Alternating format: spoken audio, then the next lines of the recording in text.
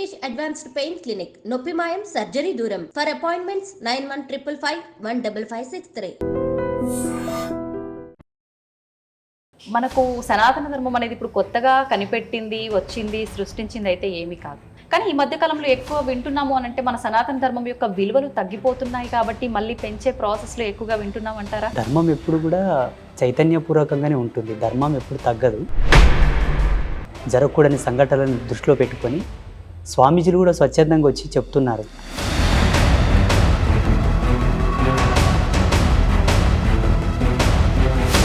స్వామీజీ, ఇప్పుడు చాలామంది మనం భగవంతుడు అంతటా ఉన్నాడు అనుకున్నప్పుడు దేవాలయాలకి వెళ్ళటానికి కూడా ఇంట్రెస్ట్ లేకుండా చాలామంది క్షేత్రాల విషయానికి వస్తే మాత్రం ఖచ్చితంగా సంవత్సరంలో ఒకసారి 2 సార్లు వెళ్ళటానికి ఇష్టపడుతూ ఉంటారు.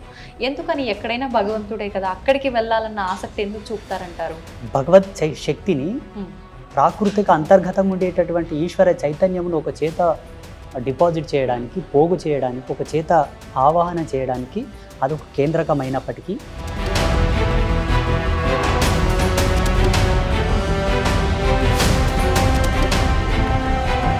చాలామంది దేవాలయం నిర్మించేటప్పుడు ఏవైతే పాటించారో శాస్త్ర ప్రకారంగా లేదో తెలియదు, కానీ దేవాలయం నిర్మించడం అయితే జరుగుతుంది, కానీ జరగాల్సిన పూజలు క్రమంగా జరగవు.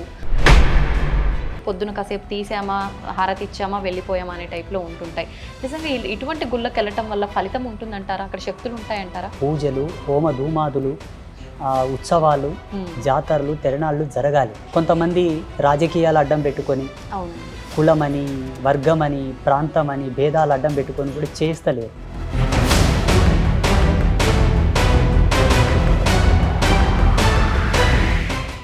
నమస్కారం, వెల్కమ్ టు ఐ డ్రీమ్. ధర్మ మార్గం విత్ విజిత కార్యక్రమానికి స్వాగతం.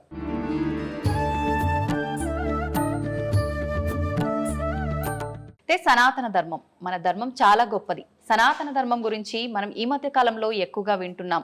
అసలు ఏంటి సనాతన ధర్మం? మనం ధర్మం గురించి ఏం తెలుసుకోవాలి? అసలు మన ధర్మం గురించి ఏం మిస్ అవుతున్నాం? నేటి తరానికి ఏం అందిస్తున్నాం? మన సనాతన ధర్మం కోసం చాలామంది గొప్ప గొప్ప వాళ్ళు ఎన్నో సంవత్సరాలుగా సాధనలు చేసి, వాళ్ళు ఎంతో కృషి చేసి ఆ గొప్పతనం గురించి మనందరికీ తెలియజేయడం కోసం ఎప్పుడూ నిరంతరం కృషి చేస్తూనే ఉంటారు, తపన పడుతూనే ఉంటారు.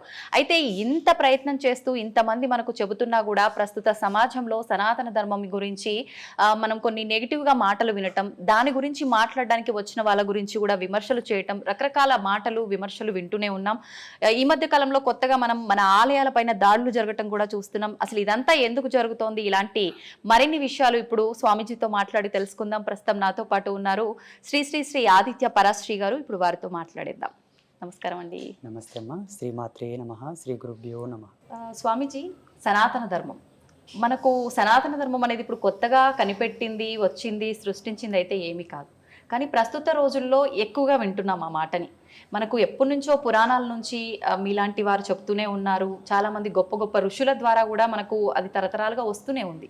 కానీ ఈ మధ్యకాలంలో ఎక్కువ వింటున్నాము అని అంటే మన సనాతన ధర్మం యొక్క విలువలు తగ్గిపోతున్నాయి కాబట్టి మళ్ళీ పెంచే ప్రాసెస్లో ఎక్కువగా వింటున్నాం అంటారా? ఏమంటారు మీరు దాని గురించి?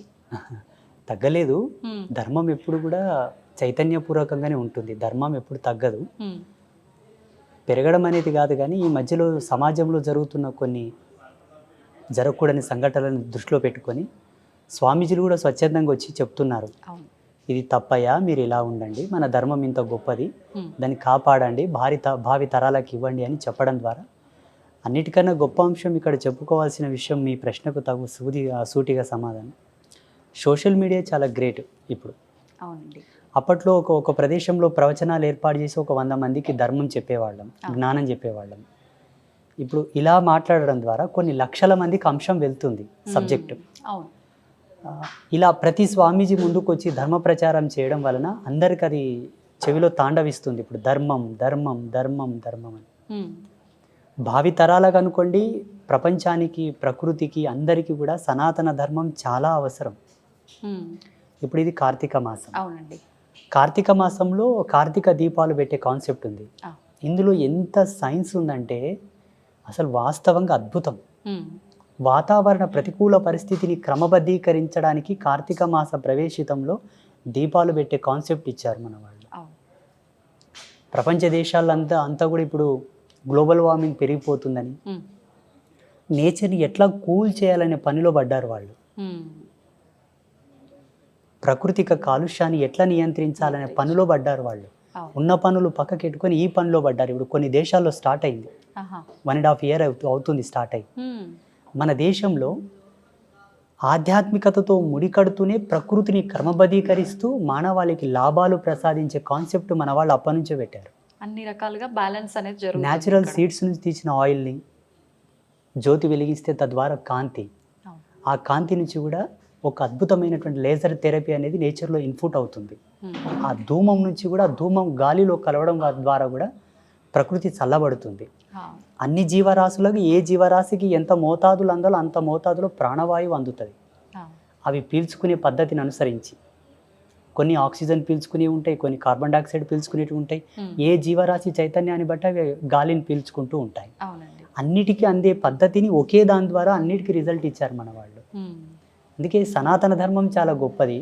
దీన్ని ఎందుకు పాడు చేసుకుంటారయ్యా, ఇది నిలబెట్టండి, కన్నతల్లి లాంటిది, దీన్ని కాపాడండి అని ప్రతి ప్రవచనకర్త, స్వామీజీలు, కొంతమంది విద్వత్తు కలిగిన పెద్దలు, సంఘ సంస్కర్తలు కూడా మీడియా ముందుకు వచ్చి మాట్లాడుతున్నారు.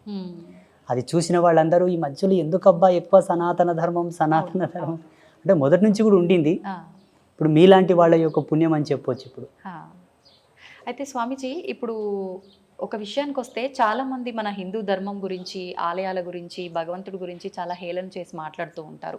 అయితే ఆ మాట్లాడే ప్రాసెస్ అనేది ఇప్పుడు మనకు ఆలయాలపైన దాడులు ఏవైతే జరుగుతున్నాయో ఇది వాళ్ళకి ఇంకా కొంచెం అంటే వాళ్ళ సైడ్ ఫేవర్ చేసినట్టుగా అయిపోయిందేమో అనిపిస్తుంది. ఎలా అంటే చాలామంది అంటున్నారు, ఇప్పుడు ఆలయాల్లో నిజంగా భగవంతుడు అనేవాడు ఉంటే ఆయన ఆలయం పైన దాడి జరుగుతుంటే ఆయనే కాపాడుకోలేని వాడు ఈ ప్రజలందరినీ ఏం రక్షిస్తాడు, వీళ్ళంతా గుడ్డిగా నమ్ముతున్నారు భగవంతుడు అని చెప్పి మూర్ఖంగా మాట్లాడుతున్నారు. దాని గురించి మీరేం చెప్తారు? భగవంతుడు దేవాలయంలో ఉండి దేవాలయాన్ని కాపాడుకోలేనంత అసమర్థుడు కాడు, అంత చేతగాని వాడు కాడు. మనం దేవుడు అన్నప్పుడు ఆ దేవుడు అనే కాన్సెప్టే చాలా పెద్దది. ఆ అర్థం కూడా చాలా మందికి తెలియదు వాస్తవంగా. భగవత్ తత్వం ఏంటి, భగవత్ యొక్క శక్తి ఏంటి అనేది కూడా చాలా మంది దాన్ని ఫీల్ అవ్వలేకపోతారు. భావన మాత్రమే అందరూ తృప్తి పడుతుంటారు, ఆనందపడుతుంటారే తప్ప ఆ రుచి చాలా మందికి తెలియదు. భగవంతుడు దాడి చేసేటప్పుడు కాపాడుకోలేనంత మూర్ఖుడు కాదు, చేతగాని వాడు కాదు. కానీ దేవాలయ వ్యవస్థను పరిరక్షించుకోవాల్సిన బాధ్యత మనది. దేవాలయం అనే కాన్సెప్ట్ మన కొరకు ఇచ్చాడు దేవుడు. భగవంతుడు సర్వాంతర్యామి, ఈశ్వరుడు ఎప్పుడైనాను నిర్గుణుడు, నిరాకారుడు, సగుణ రూపంలోకి మనం తెచ్చాము. అంటే మనం ఒక ఆధారంగా ఒక దేవాలయ వ్యవస్థ, అందులో గర్భగృహం నందు భగవత్ ప్రతిష్ట, ఆ ప్రతిష్టలో కొన్ని టెక్నికల్ ఇన్స్ట్రుమెంట్స్ వాడడం అనేది కూడా మనం నిర్మించుకున్నది. అదొక భావనాత్రయం కోసం నిర్మింపబడినటువంటి వ్యవస్థ. మనము నిర్మించాము కాబట్టి కాపాడుకోవాల్సిన బాధ్యత మనదే. ఉదాహరణకి అందరికి అర్థం అవ్వాలంటే, మన శరీరంలో ఇన్ని అవయవాలు ఉన్నాయి. ఉదాహరణకి చేతి ఉంది, మన శరీరంలో ఉన్నదే కదా చేతి కూడా ఒకటి పార్టే కదా. ఈ చేతు సడన్గా పడిపోతుంది, మన శరీరంలో ఉంది, మన చెయ్యి పడిపోతుంది, కానీ ఎత్తలేము. మన చెయ్యే కదా, ఎందుకు ఎత్తలేము మనం? దానికి ఆ శక్తి అనేది లేదు, కోల్పోతుంది. ఈ పార్ట్, ఈ అవయవం మొత్తం శక్తిని కోల్పోవడం వల్ల, చైతన్యం కోల్పోవడం ద్వారా ఇది పని చేయకుండా పడిపోతుంది. మిగతా అవయవాలు పనిచేస్తాయి. భగవంతుడు సర్వంతర్యామినిగా ఉన్నప్పటికీ ఈ హక్కును మనకు వదిలేస్తాడు, కాపాడుకోరా నీకు అవసరమైతే అని. నీ యొక్క శక్తిని, నీ సృజనాత్మకమైన ధర్మాన్ని నేను చూడాలంటే నువ్వు కాపాడు. ఆ బాధ్యత మనది, దేవుడిది కాదు. కానీ మనం కాపాడలేకపోతున్నామనే చెప్పాలి ఒక రకంగా. కాపాడలేకపోలేనటువంటి దుస్థితి మనకు రావడానికి గల కారణం ఏంటంటే, మన వాళ్ళందరూ ధర్మాన్ని మడతపెట్టి పక్కన పెట్టేశారు. ఎందుకంటారు? ఆలయ వ్యవస్థ అనేది ఒక అద్భుతమైన రూపకల్పన. వాస్తవంగా ఇంతటి డిజైనబుల్, ఇంతటి విజనరిటీ అనేది వేరే రిలీజియన్స్లో లేదు, మన దాంట్లో ఉంది. కారణం ఏంటంటే, మన ఋషులు అంతా కూడా దీన్ని ఎకనామికల్ సర్క్యులేషన్ కింద తీసుకొచ్చారు. ఒక దేవాలయ వ్యవస్థలో ఆల్ క్యాస్టిజం అంటే అన్ని కులాల వాళ్ళు, అన్ని వర్గాల వాళ్ళు లాభం పొందడానికి ఒక ఫ్యాక్టరిజం అది. చాలా డెప్త్గా మన వాళ్ళు గుజుగూర్చారు వాటిని. చూడమది రోజు దేవాలయంలో పురోహితులకు జీతభత్యాలు వస్తుంటాయి. దేవాలయంకి వచ్చేవాళ్ళు దీపం వెలిగిస్తే అందులో ఆయిల్, ఆ పత్తి, పసుపు, కుంకుమ అవి తయారు చేసే ఫ్యాక్టరీలో ఎంతోమంది పనిచేస్తుంటారు. వాటిని అమ్మే వాళ్ళకు ఉపాధి దొరుకుతుంది. వీటి వల్ల నేచర్కి ఎటువంటి ఎఫెక్ట్ ఉండదు. ఇంకా ఈ పూజల ద్వారా నేచర్ సస్యశ్యామలంగా క్రమబద్ధీకరించబడుతుంది. దేవత యొక్క చైతన్య శక్తి ఉద్వత్తుకి వెళ్ళిన తర్వాత మానవాళి అంతా కూడా సస్యశ్యామలంగా ఉంటారు. వాళ్ళ ఆలోచన విధానం, వాళ్ళ దార్శనికత కూడా పాజిటివిటీ వైపు వెళ్తూ ఉంటుంది. అక్కడ దేవాలయంలో చేసే పూజా విధానం తాలూకు వివరాలు, అట్లా ప్రతిదీ కూడా లాభమే ఉంటుంది. మన సనాతన ధర్మంలో దేవాలయాన్ని కాపాడుకోవాల్సిన బాధ్యత, దేవాలయ పరిరక్షణ, సంఘ సంస్కర్తలతో కూడుకున్నటువంటి నిర్ణయం, మన నిర్ణయం, అందరి నిర్ణయం. ఇది దేవుడికి వదిలివేయకూడదు. వదిలివేయడం కూడా మూర్ఖత్వం. ఎందుకో నాకు చాలా చిన్నగా అనిపిస్తుంది, దేవుడు కాపాడుకోలేదా, దేవుడు కాపాడుకోలేడా అంటే. అనంత శక్తిని ఈ తుచ్చమైన దాడితో పోల్చకూడదు అనుకుంటాను నేను. నిజమే అండి. ఆ అవసరం వస్తే ఆయన వస్తాడు, వాడిని ఏం చేయాలో అది చేస్తాడు, అది జరుగుతుంది. అట్లా అనుకుంటే ఒక ఎగ్జాంపుల్ చెప్తాను నేను. గాన్గాపూర్కు దగ్గరలో ఒక అమ్మవారి దేవాలయం ఉంది, ఒక చిన్న పల్లెటూరులో. అక్కడ ఉండే వాళ్ళంతా మహారాష్ట్రియన్స్ కదా, మరాఠీ వాళ్ళు. అయితే పరస్పరమైనటువంటి గొడవలు జరిగి మా పొలం గుండా దేవాలయంకి వెళ్తున్నారని చెప్పి ఆ దేవాలయమే కూల్చివేస్తే అక్కడ ఎవరు వెళ్ళరు కదా అని చెప్పేసి ఆ పక్క పొలం ఆయన వెళ్ళి ఆ గుడిని కూల్చడానికి వెళ్ళాడు. గుణపం వేయగానే ఆయనకు ఒక కరెంట్ షాట్ తగిలేసి ఆయనకు ఫిట్స్ వచ్చినలాకై పడిపోయాడు. నోట్లో నుంచి నురుగు వచ్చి పడిపోయాడు. హాస్పిటల్ తీసుకెళ్లే లోపు ఆయన చనిపోయాడు. అక్కడ షాక్ సర్క్యూట్ ఏమైనా జరిగిందేమో అని చెప్పేసి టెస్టులు చేశారు, కానీ అక్కడ కరెంటే లేదు. అడవి, చేళ్ల పొలాల మధ్యలో ఉండే ఒక అడవి. మరి ఎలా జరిగిందయ్యా అనేది ఇంతవరకు ఎవరు అర్థం కాలేదు. ఇంకా అర్థం కాకపోవడానికి ఏముంది స్వామిజీ, అక్కడ భగవత్ శక్తి. అప్పటి నుంచి ఆ దేవాలయానికి వెళ్ళే వాళ్ళ సంఖ్య పెరిగింది, పూజల సంఖ్య పెరిగింది, అక్కడ జాతరలే జరగడం మొదలుపెట్టాయి. ఇప్పుడు ఇలా చాలా జరుగుతున్నాయి. మనం ఒకటి గ్రహించాల్సింది ఏంటంటే, ఆలయ వ్యవస్థను సద్ధర్మానుసారంగా నిర్మిస్తున్నారా అంటే ఆచారం ప్రకారం భగవంతుడు ప్రాణహితముతో, ప్రాణ చైతన్య శక్తితో అక్కడ ప్రతిష్ఠించబడుతున్నాడా? It's point. ఎన్ని మంత్రోక్త సంయుక్తంగా దేవుని కూర్చోబెట్టాలి, ఏ పద్ధతితో కూర్చోబెట్టాలని ఆగమాది పద్ధతులతో పూజలు చేసి ప్రతిష్ఠిస్తున్నారా? ఏదో వాళ్ళకు తోచిన పంచోపచార షోడశోపచార పూజలు చేసి ప్రతిష్ఠిస్తున్నారు అన్నది కూడా పాయింటే. రూపమాత్రకంగా దేవాలయము దేవుడు, కానీ అసలైన పద్ధతితో కనుక దైవ స్థాపన జరిగితే మనం టచ్ చేయడానికి కూడా భయపడాల్సిన అవసరం వస్తుంది. అంటే మనం స్థాపించేటప్పుడు చేసే ఆ సాంప్రదాయాలు పద్ధతుల ప్రకారమే అక్కడ శక్తి కొలువై ఉంటుంది 100%. మళ్ళీ స్వయంభూ దేవాలయాలకు అది అవసరం లేదు. వాళ్ళకుగా వాళ్ళు ఉద్భవించి ఉంటారు కాబట్టి ఆటోమేటిక్గా అక్కడ పవర్ ఉంటుంది. అయితే స్వామీజీ, ఇప్పుడు చాలామంది మనం భగవంతుడు అంతటా ఉన్నాడు అనుకున్నప్పుడు దేవాలయాలకి వెళ్ళటానికి కూడా ఇంట్రెస్ట్ లేకుండా చాలామంది క్షేత్రాల విషయానికి వస్తే మాత్రం ఖచ్చితంగా సంవత్సరంలో ఒకసారి 2 సార్లు వెళ్ళటానికి ఇష్టపడుతూ ఉంటారు. ఎందుకని? ఎక్కడైనా భగవంతుడే కదా, అక్కడికి వెళ్ళాలన్న ఆసక్తి ఎందుకు చూపుతారంటారు? మనకు సమ్ కైండ్ ఆఫ్ నాలెడ్జ్ కావాలంటే యూనివర్సిటీకి వెళ్తాం, కాలేజ్కి వెళ్తాం. పోనీ ఇంట్లో చదువుకున్న చదువే, కాకపోతే అదొక అద్భుతమైన ప్రదేశం విద్యను ఆర్జించడానికి. అలాగే భగవత్ శక్తిని, ప్రాకృతిక అంతర్గతంగా ఉండేటటువంటి ఈశ్వర చైతన్యమును ఒక చేత డిపాజిట్ చేయడానికి, పోగు చేయడానికి, ఒక చేత ఆవాహన చేయడానికి అదొక కేంద్రకమైనప్పటికీ అక్కడి నుండి లోక కళ్యాణయుక్తమైన చైతన్య శక్తిని ప్రసరింపజేయడానికి అది అనువైన ప్రదేశం. ఇంకొక పద్ధతులు చెప్పాలంటే, మన ఇళ్ళలో కూర్చొని జపతపాదులు చేసుకోవచ్చు, ఇంట్లో పూజా గదిలో కూడా పూజలు చేసుకోవచ్చు. ఇది పుణ్యమే, పురుషార్థమే. ఇంతకన్నా మించిన శక్తి మనకి ఏదైనా అవసరం అనుకుంటే దేవాలయానికి వెళ్ళాలి. సమ్ ఎనర్జీ లెవెల్స్ అవి. దేవాలయంలో స్వచ్ఛత ఉంటుంది, పరిపూర్ణత ఉంటుంది, పవిత్రత ఉంటుంది, నిత్య శుద్ధ సంభానం ఉంటుంది. అక్కడ నిత్య శుద్ధ సంభానం అంటే భగవంతునికి అంత శాస్త్రోక్తిగా పూజలు జరుగుతూ ఉంటాయి అక్కడ. ఉదాహరణకు చెప్పాలంటే అక్కడ మరణ సంకేతాలు ఉండవు, సావు సమృత అనేది అక్కడ ఉండదు, డెలివరీస్ అక్కడ జరగవు, శౌచం అనేది అక్కడ ఉండదు. అది స్థాపించినప్పటి నుండి భూమి అంతమయ్యే వరకు అక్కడ పవిత్రతనే ఉంటుంది. కాబట్టి దేవాలయ దర్శనం ఆత్మ దర్శనంతో సమానం. ఇప్పుడు లైవ్లో మనం సోల్ని బయటికి తీసి మాట్లాడలేము కదా, ఆత్మతో సంభాషించలేము కదా. దేవాలయ దర్శనం ఆత్మ సంభాషణ సంయుక్తం. భగవంతుడికి మనకు మధ్యలోన లైవ్లో మనం దేవునితో మాట్లాడినట్టుగా అక్కడ మనకు సిగ్నల్ ఉంటుంది. ఇంట్లో మనకు అది దొరకదు, ఎంత ప్రయత్నించినా దొరకదు. తప్పకుండా దేవాలయ దర్శనం చేస్తే మనకు ఒకసారి పరీక్ష చేసుకున్నట్టు లెక్క. ఆత్మ విమర్శ అనుకోండి, ఆత్మ పరీక్ష అనుకోండి, కానీ తప్పకుండా దేవాలయ దర్శనం చేయాలి. అయితే ఇప్పుడు మీరు ఇందాక అన్నట్టుగా చాలామంది దేవాలయం నిర్మించేటప్పుడు ఏవైతే పాటించారో శాస్త్ర ప్రకారంగా లేదో తెలియదు కానీ దేవాలయం నిర్మించడం అయితే జరుగుతుంది కానీ జరగాల్సిన పూజలు క్రమంగా జరగవు. ఒక రకంగా చెప్పాలంటే మనకు పడవబడిపోయిన ఇల్లు అంటారు కదండి, ఆ రకంగా అయిపోతాయి. ఏదో పొద్దున కాసేపు తీసామా, హారతి ఇచ్చామా, వెళ్ళిపోయామా అనే టైప్లో ఉంటుంటాయి. నిజంగా ఇటువంటి గుళ్ళకి వెళ్ళటం వల్ల ఫలితం ఉంటుందంటారా? అక్కడ శక్తులు ఉంటాయంటారా? వాళ్ళ యొక్క నమ్మకాలకు విశ్వాసాలకు అనుగుణంగా నియమించుకున్న కేంద్రకాలవి. ఆలయ మర్యాదకు ఎన్నో ధర్మాలు ఉన్నాయి, దేవాలయ ప్రతిష్ట వెనుకాల ఎన్నో మూలాలు ఉన్నాయి. వాటన్నిటికి అనుగుణంగానే అక్కడ ఉపచారములు, పూజలు, హోమ ధూమాదులు, ఉత్సవాలు, జాతరలు, తిరణాళ్ళు జరగాలి. కొంతమంది రాజకీయాలు అడ్డం పెట్టుకొని, కులమని, వర్గమని, ప్రాంతమని భేదాలు అడ్డం పెట్టుకొని కూడా చేస్తలేరు. కాకపోతే అటువంటి ప్రదేశంలో భగవంతుడు ఉంటాడు. కాకపోతే మన అనుగుణమునకు, మన భావానికి తగ్గట్టుగా వాళ్ళు స్పందించలేకపోవచ్చు.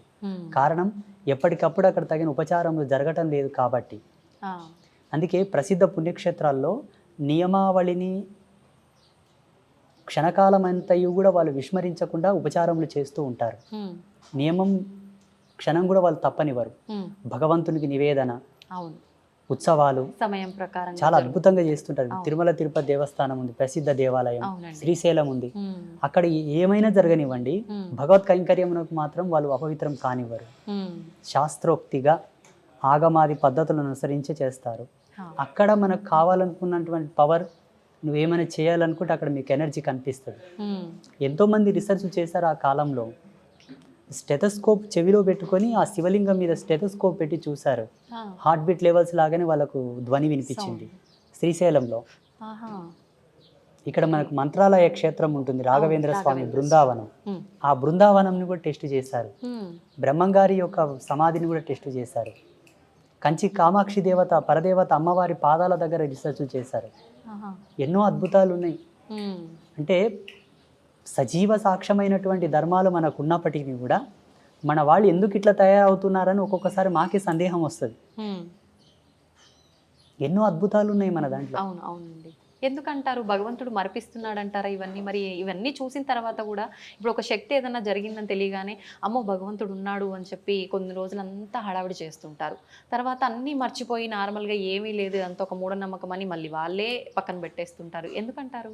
పటిష్టమైన ధర్మాన్ని వాళ్ళు అవలంబింపలేదు కాబట్టి తాత్కాలికమైన సుఖాల వెంట పరిగెడుతున్నారు. అంటే స్వల్పకాలికమైన అనుభవాలు ఇచ్చేటటువంటి కేంద్రకాలకు వాళ్ళు వెళ్తున్నారు, చిన్న చిన్నటివి. అలా కాకుండా మనకు సనాతన ధర్మంలో చెప్పినటువంటి విలువలకు మనం ఎప్పుడు నిలబడగలిగితే, జ్ఞానాన్ని ఎప్పుడు ఎలా వాడుకోవాలో ఆ ధర్మమే మనకు బాట చూపుతూ ఉంటుంది. సాంప్రదాయకమైన ఆచారాలు కొన్ని ఉంటాయి, దేవాలయానికి సంబంధించిన ఆచారాలు కొన్ని ఉంటాయి. ఇవన్నీ పాటిస్తూ ఉంటే ఎప్పటికెప్పుడు మన జ్ఞానానికి అవి స్పృహణ తెప్పిస్తూ ఉంటాయి, సిగ్నల్ ఇస్తూ ఉంటాయి. మనకు ధర్మం కాస్త తప్పేటటువంటి సందర్భం వచ్చినప్పటికీ వెనకనే మనకు ధర్మం యొక్క బాధ్యతలు గుర్తుకు తెస్తూ ఉంటాయి. ఇందుకు మెయిన్ ప్రధానమైన కారణం ఏంటంటే మన పెద్దలు మనకిచ్చిన ఆచార మర్యాదలను మనం ఆచరించడం లేదు.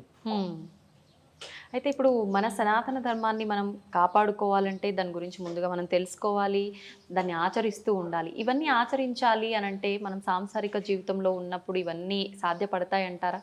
అసలు ప్రతిదీ కూడా సంసారికుల కోసమే పెట్టారు. సనాతన ధర్మంలో సన్యాసుల కోసం తక్కువ ఉన్నాయి. 1% మాలాంటి సర్వసంగ పరిత్యాగులకుంటే ఆ 1% కూడా మా అనుష్ఠాన విధికి, ఉపాసన మార్గమునకు, మంత్ర మార్గానికి, తంత్ర మార్గానికి, యంత్ర మార్గానికి, వేదాంత సంవాదానికి సంబంధించినవైతే మిగిలిన వంతంతా కూడా రాజయోగ ధర్మంలో సంసారికుల కోసం ప్రవేశపెట్టినవే. ప్రతిదీ కూడా ఆలయం అంటేనే నిత్య సౌమంగళ్య వర్ధిని, అనగా సంసారికం. ఆలయంలో రాజోపచార పూజలు జరుగుతాయి. అవి గృహస్థులకు సంబంధించింది, సన్యాసులకు సంబంధించింది కాదు. సన్యాసులకు సంబంధించినటువంటి మార్మికతను, ఆ శోధనను వాళ్ళు రహస్యంగా ఉంచుకున్నారు, గ్రాంధికంగా చేయలేకపోయారు. ఒక సన్యాసి సన్యసించాలంటే సన్యాసోపనిషత్తు ప్రకారంగా సన్యసించాలి. మిగిలిన ఉపనిషత్తులన్నీ కూడా మానవాళి కోసమే. మానవాళి అంటే అంతయు సమూహం, సంఘ సమాజం కోసమే. అందులో అందరూ పెళ్లిళ్ళు చేసుకుని పిల్లలుగానే వాళ్ళే ఉన్నారు. అంత ధర్మమంతా వాళ్ళ కోసమే వడగట్టి ఇచ్చారు ఋషులందరూ. అంటే మనకు మన ధర్మాన్ని ఆచరిస్తూనే మనకు కొన్ని నియమాలు పెట్టి నియమాల ప్రకారంగా ఇవి ఆచరించవచ్చు అని చెప్పి అన్ని రకాల విధానాలు కూడా మనకు తెలియజేశారు. కానీ తెలియజేశారు. ప్రతి ఒక్కరు కూడా ఏంటంటే కొన్ని రకాల అమ్మో ఇన్ని నియమాలు పాటించాలా, ఇంత కఠినంగా ఉండాలా ఆధ్యాత్మికత అనగానే అని చెప్పి చాలా మంది దూరంగా ఉండే వాళ్ళు కూడా ఉన్నారు వీటి వల్లే. ఉండాలి. ఇప్పుడు చూడండి, మీకు ఒక ఎగ్జాంపుల్ చెప్తాను. నేను మొన్న హైదరాబాద్లో వీసా కన్సల్టెన్సీ వాళ్ళు నాకు అమెరికా వెళ్ళడానికి ఇంటర్వ్యూ కోసం పిలిచారు. లోపలికి వెళ్ళగానే వాళ్ళ ఫార్మాలిటీస్ వాళ్ళు చూస్తారు కదా, ఫైల్స్, పాస్పోర్ట్ అంతా చూసారు. ఆ చెకింగ్ ఉంటుంది అక్కడ. ఆ మెటల్ డిటెక్టివ్ పట్టుకొని చూస్తే ఇవి తీయమన్నారు, ఈ బేడీలు తీయమన్నారు, కాళ్ళకున్న బేడీలు తీయమన్నారు, మాలలు తీయమన్నారు, ట్రేలో పెట్టి స్కానర్లో వేయమన్నారు. నేను అన్నాను, సాంప్రదాయకంగా ఉంచుకున్నామండి, వీటిని తీయకూడదు అన్నాను. ఇదర్ ఓ సబ్ నై చల్తా, నికాల్కే రఖో వహా పర్. తీయాల్సి వచ్చింది. మరి అంటే వాళ్ళ ఫార్మాలిటీస్, వాళ్ళ నియమాలు వాళ్ళకు ఉంటాయి. మనం పాటించాలి, తప్పదు. అన్ని తీసి అందులో పెట్టి అక్కడ స్కాన్ అయిన తర్వాత ముందుకు వెళ్ళినాక మళ్ళీ ఇస్తే అన్ని తొడుక్కొని వెళ్ళాను, ఇంటర్వ్యూకి వెళ్ళాను, వీసా ఇంటర్వ్యూకి వెళ్ళాను. అక్కడ వాళ్ళ నియమాలు వాళ్ళకి ఎట్లున్నాయో, జీవధర్మ సిద్ధాంతం మీద మన ఋషులు కొన్ని కోట్ల సంవత్సరాల నుంచి రీసెర్చ్లు చేశారు.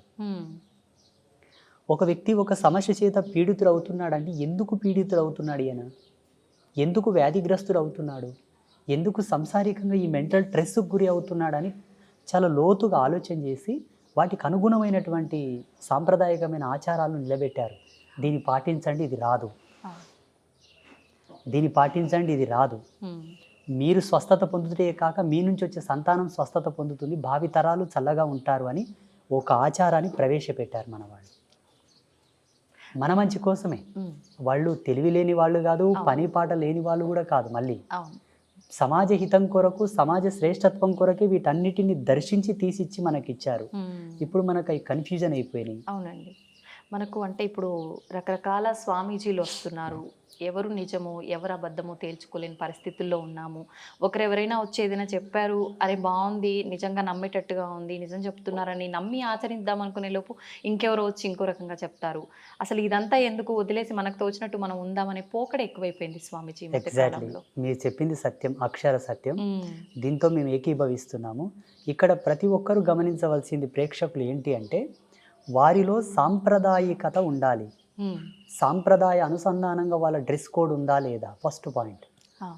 సాంప్రదాయ అనుసంధానంగా తిలకధారణ ఉన్నదా లేదా, సాంప్రదాయక అనుసంధానంగా వాళ్ళు మాలాధారణ, మెల్లో మాలలు, బొట్టు, కట్టు, వాళ్ళ మాట తీరు, వాళ్ళు కొలిచే దేవత, ఆ దేవతలు ఉగ్రదేవతల, శాంతమూర్తుల, క్షుద్రదేవతల, కొత్త కొత్త దేవతలను ఎవరైనా తెచ్చిపెట్టారా, ఇవన్నీ చూసి శాస్త్రీయంగా, ఆధ్యాత్మిక శాస్త్రీయంగా అక్కడ మా వాళ్ళు చెప్పే దేవతలు అక్కడ ఉంటే మీరు వాళ్ళని ఫాలోఅప్ చేయొచ్చు.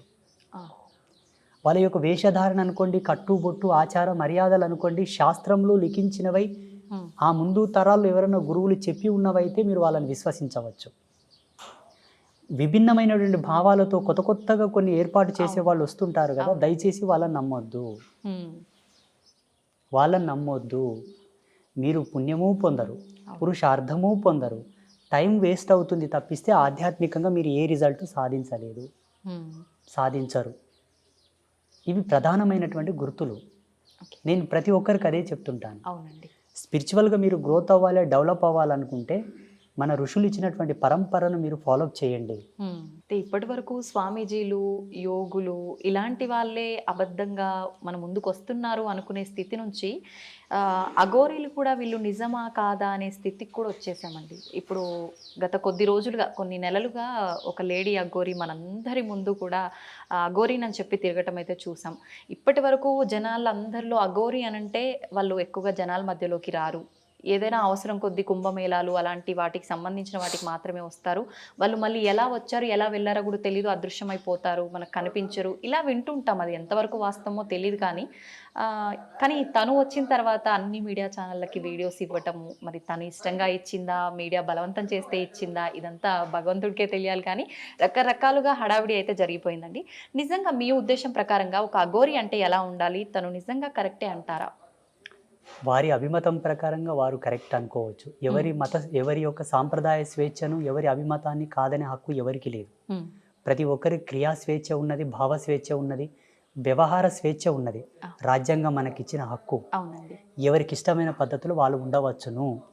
ఉన్నప్పటికీ కూడా సమాజంలో అల్లర్లు సృష్టించినదై ఉండకూడదు. ఇది వాస్తవం. నీకును ఇబ్బంది కలగకూడదు, నీ పొరుగు వారికి ఇబ్బంది కలగకూడదు. అవును. అట్టి అలవాటు అట్టి సాంప్రదాయం నీకు నచ్చిందని పొరుగు వారికి ఇబ్బంది కలిగించేది మనకు అవసరం లేదని కూడా రాజ్యాంగం చెప్పింది మనకు. సమ్ ఆర్టికల్స్ ఉన్నాయి. అవును. ఆమె చేస్తున్నది ప్రస్తుతం సమాజంలో అన్ని అల్లరులే. అవును. అది సనాతన ధర్మానికే విఘాతం. మాలాంటి సాధువులను రేపు భావి తరాల వాళ్ళు ప్రశ్నించేటటువంటి సందర్భం. కరెక్ట్ అండి. అఘోర సాంప్రదాయానికి కొన్ని చిన్న టిప్స్ ఉంటాయి, నేను చెప్తాను. ఒక యువకుడు కానీ ఒక యువతి కానీ అఘోరిగా వాళ్ళు దీక్ష తీసుకున్నప్పటి నుంచి వాళ్ళు శివైక్యం చెందే వరకు ఈ గోర్లు కత్తిరించకూడదు, వెంట్రుకలు కత్తిరించకూడదు, శరీరంలో ఎక్కడ కూడా నో సేవింగ్. శివైక్యం అంటే వాళ్ళ సాధన కంప్లీట్ అయ్యే వరకు, మరణాంతరం వరకు, ఓ శివుడిలో ఐక్యమయ్యే వరకు.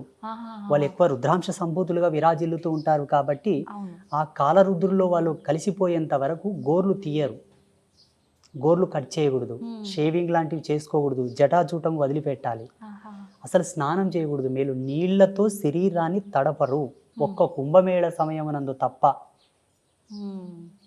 స్నానాదులు వాళ్ళకు లేవు. వాళ్ళు కేవలం భస్మ స్నానమే చేయాలి, అది కూడా అర్ధరాత్రి 12 నుంచి 1 మధ్యలోనే. అర్ధరాత్రి 12 నుంచి 1 మధ్యలో భస్మ స్నానం చేయాలి. సూర్యోదయ సమయం నందు భస్మం పులుముకోకూడదు వాళ్ళు, అది కూడా శవభస్మము మాత్రమే. సంసారికుల కళ్ళలో పడకుండా శవభస్మాన్ని తీసుకోవాలి, దానికి పవర్ ఎక్కువ ఉంటుంది. ఇట్లా పాపిష్టి కళ్ళతో 10 మంది చూస్తున్నాగా శవభస్మం తాకరు వాళ్ళు. పవిత్రమైన పుణ్యక్షేత్రాల్లో ఈ నియమాలు లేవు. ఇక్కడ గ్రామీణ ప్రాంతాలు ఎక్కడైనా శవభస్మాన్ని తీసుకోవాల్సి వస్తే ఎవరు చూడనప్పుడు ఏకాంతంగా వెళ్ళి దొంగల్లాగా తీసుకోవాలి భస్మం. దానికి పట్టు ఎక్కువ ఉంటుంది, పవర్ ఎక్కువ ఉంటుంది. ఒకవేళ అలా చూసేలా తీసుకుంటే దానికి పతి పోతుంది, దాని పవర్, దాని విలువలు కోల్పోతుంది. ఇవి వాటి యొక్క మర్యాదలు. ఇంకొకటి, మహిళలు అఘోరిగా మారాలనుకుంటే ప్రథమమైనటువంటి నియమం, వాళ్లకు పీరియడ్స్ రాకుండా ఉంటేనే వాళ్ళు అఘోరిగా పట్టాభిషిక్తులు అవుతారు. మాసిక ధర్మం ఉన్న తర్వాత అఘోరిగా వాళ్ళని స్వీకరించరు, వాళ్ళకి ఆ దీక్షను ఇవ్వరు. ఇది ఋతుచక్ర ధర్మాన్ని కాలచక్ర ధర్మానికి విఘాతం కలిగించేది, విరోధ భావంతో సూచించేది కాబట్టి మహిళలకు అఘోరి దీక్ష ఇవ్వరు. ఇంకొకటి, ప్రస్తుతం సమాజంలో ఆమె చేస్తున్నటువంటి క్రియాకలాపాలు అనుకోండి, చేష్టలు అనుకోండి, ఇవి కొంతవరకు మాకు ఎందుకో ఇబ్బంది కలిగించేవిగా పరిణమిల్లుతున్నాయి సమాజంలో. మాలాంటి స్వామీజీలకు అందరికీ, మీలాంటి వాళ్ళందరూ మాలాంటి వాళ్ళని ప్రశ్నిస్తున్నారు. ఇప్పుడు ఏమయ్యా, ఇదేనా మీ హిందూయిజం? ఇదేనా మీ సనాతన ధర్మం? చూడండి, ఇంతటి అల్లరి చేష్టలతో కూడి ఉన్నదా మీ ధర్మం అంటున్నారు. అందుకే సమాజంలో చట్టం ఎలా ఉందో సర్వమానవాళికి అందరికి కూడా ఏదన్నా ఒకటి అసాంఘిక కార్యకలాపం గనక సమాజంలో ఎవరన్నా చేస్తే వెంటనే పోలీసులు వచ్చి యాక్షన్ తీసుకుంటారు. ఎవడన్నా తాగి అల్లరి చేసినా, ఎవరినన్నా కొట్టినా, ఏదన్నా జరిగిన వెంటనే పోలీసులు అక్కడికి వచ్చి దాన్ని క్రమబద్ధీకరిస్తారు. ఆధ్యాత్మికతకు ఫ్రీడమ్ ఎక్కువ ఉంది సమాజంలో, స్వతంత్రత ఉన్నది వాళ్ళకి. పోనీ స్వతంత్రం అందరికీ ఉందంటే మాలాంటి వాళ్ళకి లేదు. మళ్ళా మేము ఎక్కడైనా ఒక స్టేజ్ ప్రోగ్రామ్ చేసి జ్ఞాన విజ్ఞాన సభలు ఏర్పాటు చేసి జనాలను పరివర్తన వైపు తీసుకొస్తుంటే మాకు ఆంక్షలు పెడతారు, మీరు ఇక్కడికి రాకూడదు, ఇక్కడ మీటింగ్ పెట్టకూడదు, ఇక్కడ ప్రవచనాలు పెట్టకూడదని. అటువంటి వాళ్ళని అడ్డుకోరు. అంటే కారణం ఏంటంటే ప్రతిదానికి ఒక చట్టం ఉన్నట్టు స్పిరిచువాలిటీ కూడా ఒక చట్టం తీసుకురావాలి. దానికి ఒక ధర్మాసనం ఏర్పాటు చేయాలి. భారతదేశం మొత్తం ఒక ధర్మాసనం ఏర్పాటు చేసి ఒక పెద్ద మనిషిని పెట్టాలి, ఎవరన్నా ఒకరిని. ఇటువంటి చిల్లర చేష్టలు ఎక్కడ జరిగినా వారి కేంద్రకంగా యాక్షన్ తీసుకునేటటువంటి రూల్ గవర్నమెంట్ తీసుకురావాలి. అయితే చాలామంది తను నిజమే అని చెప్పి అఘోరి దీక్షలు తీసుకునేటప్పుడు, సాధన చేసేటప్పుడు కొన్ని సంవత్సరాల పాటు వాళ్ళు సాధన చేసిన తర్వాత వాళ్ళకు ఒక ఐడెంటిటీ కార్డు లాంటిది వస్తుందని చెప్పి, తన దగ్గర అది ఉంది అని చెప్పి తను పుర్రెలో తినటము ఇవన్నీ చూసి చాలామంది నిజంగా తను అఘోరినే అని చెప్పి చెప్పడం వింటున్నాం కదా, దాని గురించి మీరు ఒక 1 year 2 years మీరు ఆగి చూడండి ఆమె పరిస్థితి ఎలా అవుతుందో. దైవత్వం ఆడంబరం కాదు, దైవత్వం ప్రదర్శన కాదు, దైవత్వం దికావత్ కాదు. అగర్ దీని ఆడంబర స్థితికి ఆటవికంగా కనుక మనం తీసుకుంటే దైవమే కాలనాగై కాటి వేస్తుంది, జాగ్రత్త. నాకైనను అది షరతే, నాకైనను. బ్రహ్మలకైనది తగలేదు కదా. అవునండి. ఆమె సత్యమంతురాలా పవిత్రురాలా అన్నది మీరు నేను తర్కించుకోవాల్సిన విషయం కాదు. భగవంతుడు అటువైపు ఉన్నది ఒక యాంకర్, ఇటువైపు ఉన్నది ఒక సన్యాసి, బాల సన్యాసి, ఆ జన్మాంత బ్రహ్మచారి. నాలాంటి యోగంలో సమబుద్ధి ఉంటే తర్కించుకోవచ్చు, చర్చ చేసుకోవచ్చు యోగ మూలాలను అనుసరించి.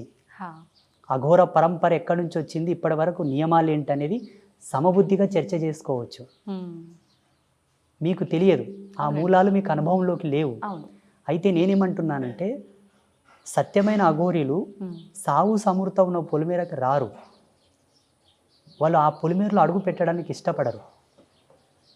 అది ప్యూరిటీ, రియాలిటీ, అసలైన అఘోరి పరంపరలో ఉండే నియమాలు ఇవి. ఇక కపాలంలో తినడం అంటారా, వాళ్ళకు వాస్తవంగా కపాల మోక్షం జరగవలే. అంటే కపాల మోక్షం అంటే జీవుడు సహస్రారం గుండా బయటికి వచ్చి వాళ్ళతో సంభాషించడం కపాల మోక్షం. అది పెద్ద యోగం. అదందరికీ సాధ్యపడుతుందా? అలా సాధ్యపడిన వాళ్ళకి అది పుర్రే ఇస్తారు తిన్నింకే. లేదంటే నేను కూడా తీసుకొని తినవచ్చు రోజు. ఇప్పుడు నేను ప్రతిరోజు మట్టి మూకుల్లో తింటాను, మట్టి పాత్రలో. ఇప్పటికీ వాళ్ళు ఏదన్నా ఇస్తే మట్టి పాత్రలో వేసుకొని తింటాను, మట్టి గ్లాసులో నీళ్ళు తాగుతాను, మట్టి కుండలో తింటాను. నేను 12 సంవత్సరాల నుంచి సన్యాసించినప్పటి నుంచి మట్టి పాత్రనే నా యొక్క భోక్తవ్యం. మీరు ఎక్కడికి వెళ్తే అటు తీసుకెళ్తారా? వెంటనే ఉంటుంది. ఇక లేదు ఒకవేళ తీసుకెళ్ళలేదంటే ఎవరైనా మీలాంటి వాళ్ళు బిస్తర్లో పెడితే అస్త్రమంత్రాలతో సంప్రోక్షణ చేసుకొని తింటాం. ఇది మా పద్ధతి. కపాలంలో భోజనం చేసేటటువంటి దమ్ము, ధైర్యము, అంతటి సాహసం కూడా అందరికి తగదు. ఆడంబరం కోసం తింటామంటే దాని షరతులు కూడా వర్తిస్తాయి. విత్ సైంటిఫిక్ ప్రూఫ్స్తో చాలా కెమికల్ రియాక్షన్ జరుగుతుంది. అందులో వేడివేడి అన్నం వేసిన, పాలు పోసిన, వాటర్ పోసిన, పుర్రి అంటే మళ్ళీ సామాన్యం కాదు కదా. మీరు దాన్ని ల్యాబ్లో టెస్ట్ చేసినా కూడా ఒక ఈ ఈ చర్మము ఈ అంతా ఊడిపోయిన తర్వాత ఆ పుర్రె ఉంటుంది కదా, ఆ పుర్రెని మనం ల్యాబ్లో టెస్ట్ చేసినా కూడా దాని చుట్టూ ఊరుతూ ఉండేటటువంటి ఎనర్జీ సీక్వెన్సెస్ అని కూడా చాలా నెగిటివ్ రోల్లో పాస్ అవుతుంటాయి. మనకు చచ్చిపోతారు తింటే, ఇబ్బందులు చాలా వస్తాయి. ఇప్పుడు మీలాంటి వాళ్ళు చెప్పినప్పుడు, ఇలాంటివి విన్నప్పుడు నిజమే కదా, ఇవన్నీ విన్న తర్వాత అఘోరి లాంటి ఇలా ఉండరేమో కదా, తను నిజం కాదు అనే ఒక ఆలోచన వచ్చిన వెంటనే తను చేసిన కొన్ని పనులు చూస్తుంటే, అంటే ఇప్పుడు మానవ మాతృలకు మాత్రం ఇంకొక మనిషి మాంసాన్ని తినడం సాధ్యపడదు.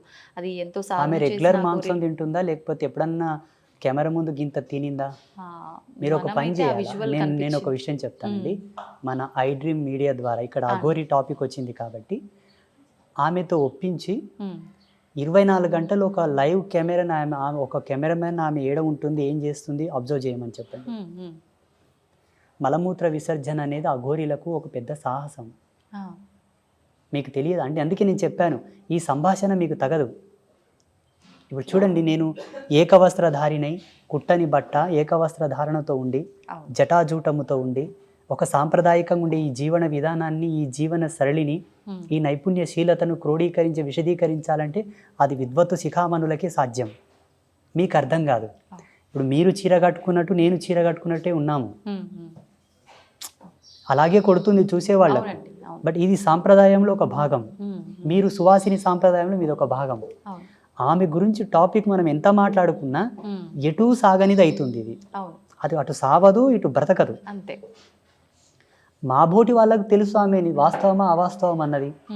కానీ ఒకటి మాత్రం నాకు బాగా నచ్చింది ఆమె లోపల. ఒకటి బాగా నచ్చింది, సనాతన ధర్మం జై అంటుంది. సనాతన ధర్మానికి విఘాతం కలిగించే వాడిని ఎందుకు శిక్షించట్లేదని ధైర్యంగా మాట్లాడుతుంది. వాణ్ణి నాకు వదిలిపెట్టండి బలిస్తానంటుంది. ఆ ధైర్యం బాగా నచ్చింది నాకు. ఆమె ఏమైనా అయ్యిండప్పటికీ పాపం, తన పిచ్చి అనుకుందాము, తన వ్యక్తిగత స్వేచ్ఛ అనుకుందాం, వదిలేద్దాం. కానీ సనాతన ధర్మం గురించి నేను వచ్చాను, ధర్మాన్ని నిలబెడతాను, పోరాడతాను అంటుంది చూసారా. పెద్ద పెద్ద పీఠాధిపతులే మాట్లాడతలేరు. కరెక్టే అండి. ఒక పీఠాధిపతికి ప్రసిద్ధ పీఠాల గురించి, పేర్లు చెప్పొద్దు, ప్రసిద్ధ పీఠాల గురించి, మత విశ్వాసం పట్ల అనురక్తి కలిగిన వాళ్ళు, ధర్మం మీద ఎక్కువ ప్రేమ ఉన్న వాళ్ళు ఫారెన్ కంట్రీస్ నుంచి కోట్ల డబ్బులు పంపుతున్నారు వాళ్ళ ట్రస్టులకి. స్వచ్ఛందంగా బెంజ్ కార్లు డొనేట్ చేస్తున్నారు పీఠాలకు. ఎకరాలకు భూములు ఇస్తున్నారు. ఒక మహిళ ఒక ప్రసిద్ధ పీఠానికి తన శరీరం మీద 7 వారాల నగలు తీసి ఒక స్వామీజీ పాదాల దగ్గర ఇడిచిపెట్టింది మొన్ననే, 1 month కింద. స్వామీజీ పేరు చెప్పడం ఎందుకులే కానీ హైదరాబాద్లోనే. ఒక్కనాడన్న సనాతన ధర్మాన్ని ప్రతి ఒక్కరూ కాపాడండి అయ్యా, ఎక్కడన్నా మన దేవీ దేవతలకు ఎవడన్నా విఘాతం కలిగిస్తే మనం వెళ్ళి వాడిని ప్రశ్నిద్దాం, పోరాడదాం అని ఒక్క స్వామీజీ అని చెప్తున్నాడా? ఈ కోవతో చూసుకుంటే అఘోరి మాతనే గ్రేట్.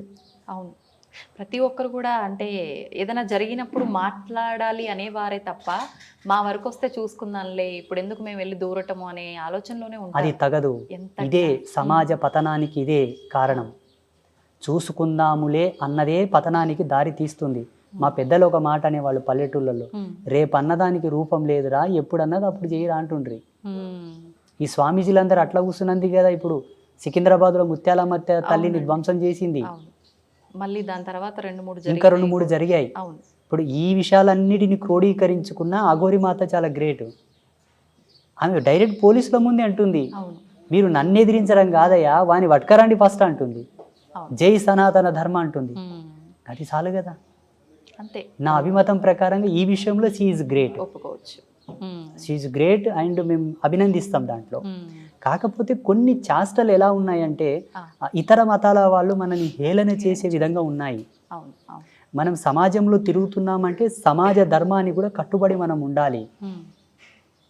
మేమున్నాము తల్లి, అతీతమైన అవ్యాజమైన చిదానంద స్థితిలో విరాజిల్లుతూ ఉంటాము ధ్యానంలో. శరీరంతో మీతో మాట్లాడుతున్న వ్యవహారంలో మా భావనలు వేరు. మాకు దేని మీద వ్యామోహం లేదు. ధన మాన ప్రాణ మూడిటి మీద వ్యామోహం లేదు. మేము మొత్తం ఇప్పుకొని తిరగొచ్చు కదా, కొన్ని నియమాలు ఉన్నాయి. అయ్యో, సమాజంలో సాంఘిక నియమాల కట్టుబడే మనం బ్రతకవలే.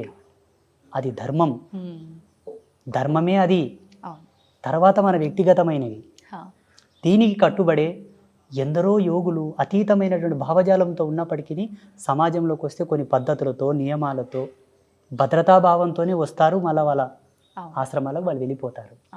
అఘోరి మాత ఏం చేస్తుందంటే మొన్న శ్రీకాళహస్తిలో ఆ పెట్రోల్ ఏదో పోసుకోవడం. అవునండి, అది ధర్మం కాదు. అక్కడున్నది నీ శివుడు. నువ్వు తలుచుకుంటే ఆ శివుడే గుళ్ళో నుంచి బయటకు వస్తాడు. నిన్నేదో అడ్డుకున్నారని నువ్వు తగలబెట్టుకోవడం ఏంటి? ఒక దేవాలయం ముందల సజీవ దహనం జరిగితే దేవాలయ వ్యవస్థకే భంగపాటు. నీ ఆవేశం శివునికి విఘాతం కాదా? అయినా ఒక అఘోరి తత్వంలో అంత ఆవేశము ఉండకూడదు, రియాక్షన్స్ ఉండకూడదు. అఘోరి తత్వం అంటే పరమశాంతం. శివుడు యోగముద్రలో ఉన్నప్పుడు ఎంత శాంతం ఉంటాడో అంతటి శాంతం అఘోరి అంటే. ఘోరమైన చెయ్య ఏది ఉండకూడదు తల్లి. ఘోరత్వం వీడిన నాడే అఘోరత్వం వచ్చును. ఘోరమైన చేష్టలు ఏవీ ఉండకూడదు. ఆహార విహారాద విచారాదుల్లో కూడా ఉండకూడదు. విచారంలో ఉండకూడదు, విహారంలో ఉండకూడదు, ఆహారంలో కూడా ఘోరత్వం ఉండకూడదు. అఘోరి సాంప్రదాయంలో మాంసం తినే కాన్సెప్ట్ వేరు, ఆ థియరీ వేరు. అది సాంప్రదాయకంగా గురువులు వాళ్ళకి పెట్టే పరీక్ష. దాన్నే తినుకుంటూ పోతే సస్తారు. ఓకే, అంత సాధనలు చేసినా వాళ్ళకు కూడా సరిపడదు. ఒక ఫార్ములా ప్రకారంగానే అది సరిపడదు. ఓకే.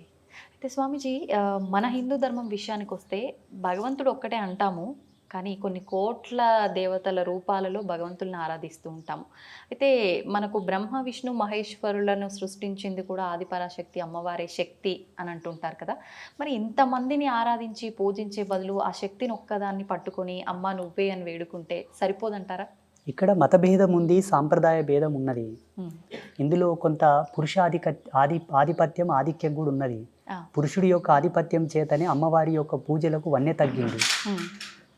ఇప్పుడు చూడండి, ప్రసిద్ధ శక్తిపీఠాలకు అంత వైభవం లేదు.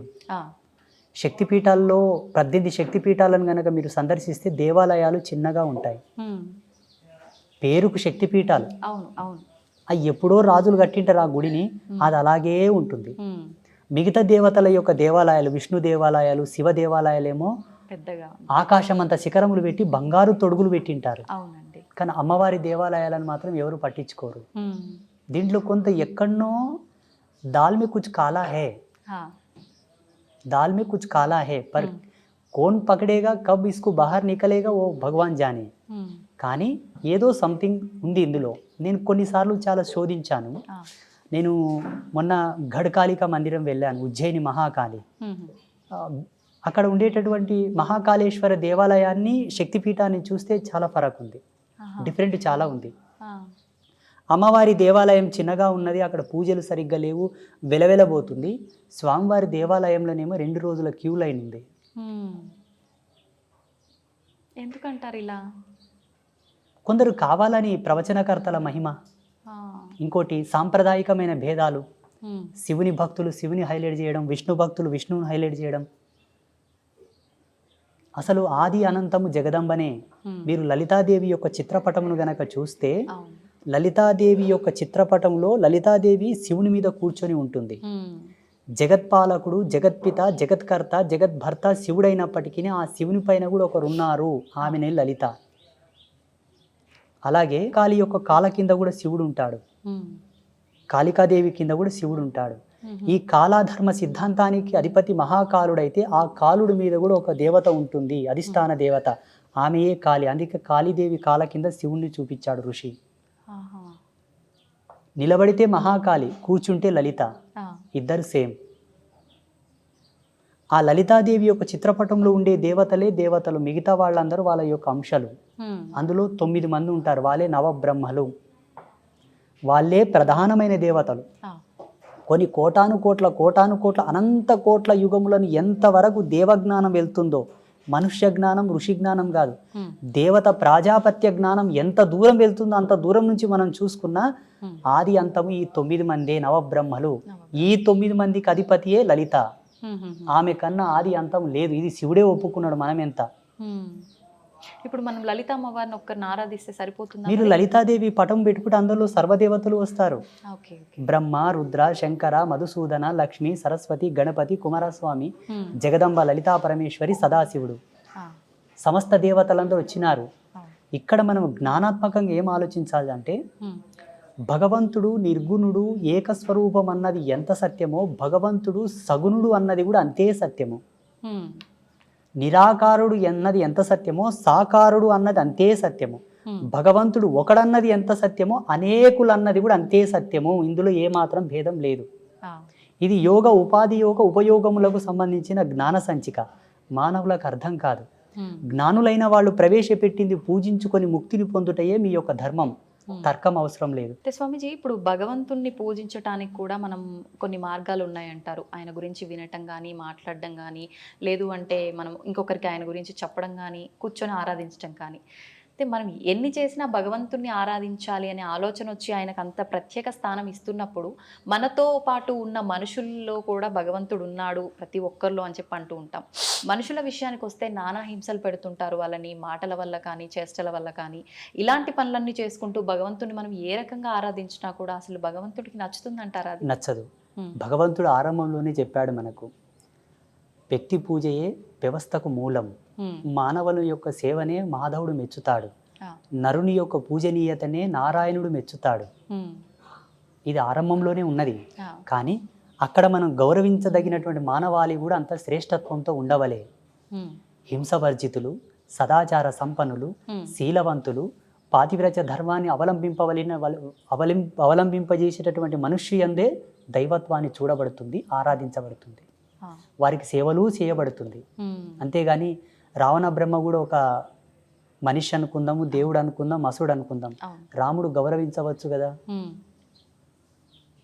నరకాసురుడు అనుకోండి, జరాసంధుడు అనుకోండి, కంసుడు అనుకోండి, వీళ్ళు కూడా ఆయా సమయమునందు ఆయా కాలధర్మ సిద్ధాంతాన్ని ఆ పీరియడ్స్లో కృష్ణ పరమాత్మతో సమకాలికులు, వాళ్ళని కృష్ణుడు క్షమించవచ్చు కదా, ఎందుకు సంహరించాడు? దానవ విఘాతం సృష్టించు ఎవడైనను ఖండనకు ఆమోదమే, వాని తొలగించవలే సమాజం నుంచి. సదాచార సంపన్నులై భగవత్ తత్పరతతో విరాజిల్లు ఎవరినైనాను మనం ఆదరించాలి, గౌరవించాలి, వాళ్ళకు దాన ధర్మాలు చేయాలి, వాళ్ళు సేవించాలి. ఉదాహరణకి ఒక కంప చెట్టు ఉంటుంది, కంపతారు, ఒక తులసి చెట్టు ఉంటుంది. దీన్ని పూజించము, దీన్ని పూజిస్తాము. కారణం, దీని సమూలం సర్వమానవాళికి ఉపయుక్తమైనది, లాభదాయకమైనది, ప్రకృతికి, మనకు, సర్వజీవరాశికి అంతయు కూడా అనేక ఔషధీ గుణాలతో కూడిన వృక్షం కాబట్టి ఇది యోగ్యం, మనకు అవసరమని దాన్ని పూజిస్తున్నాం.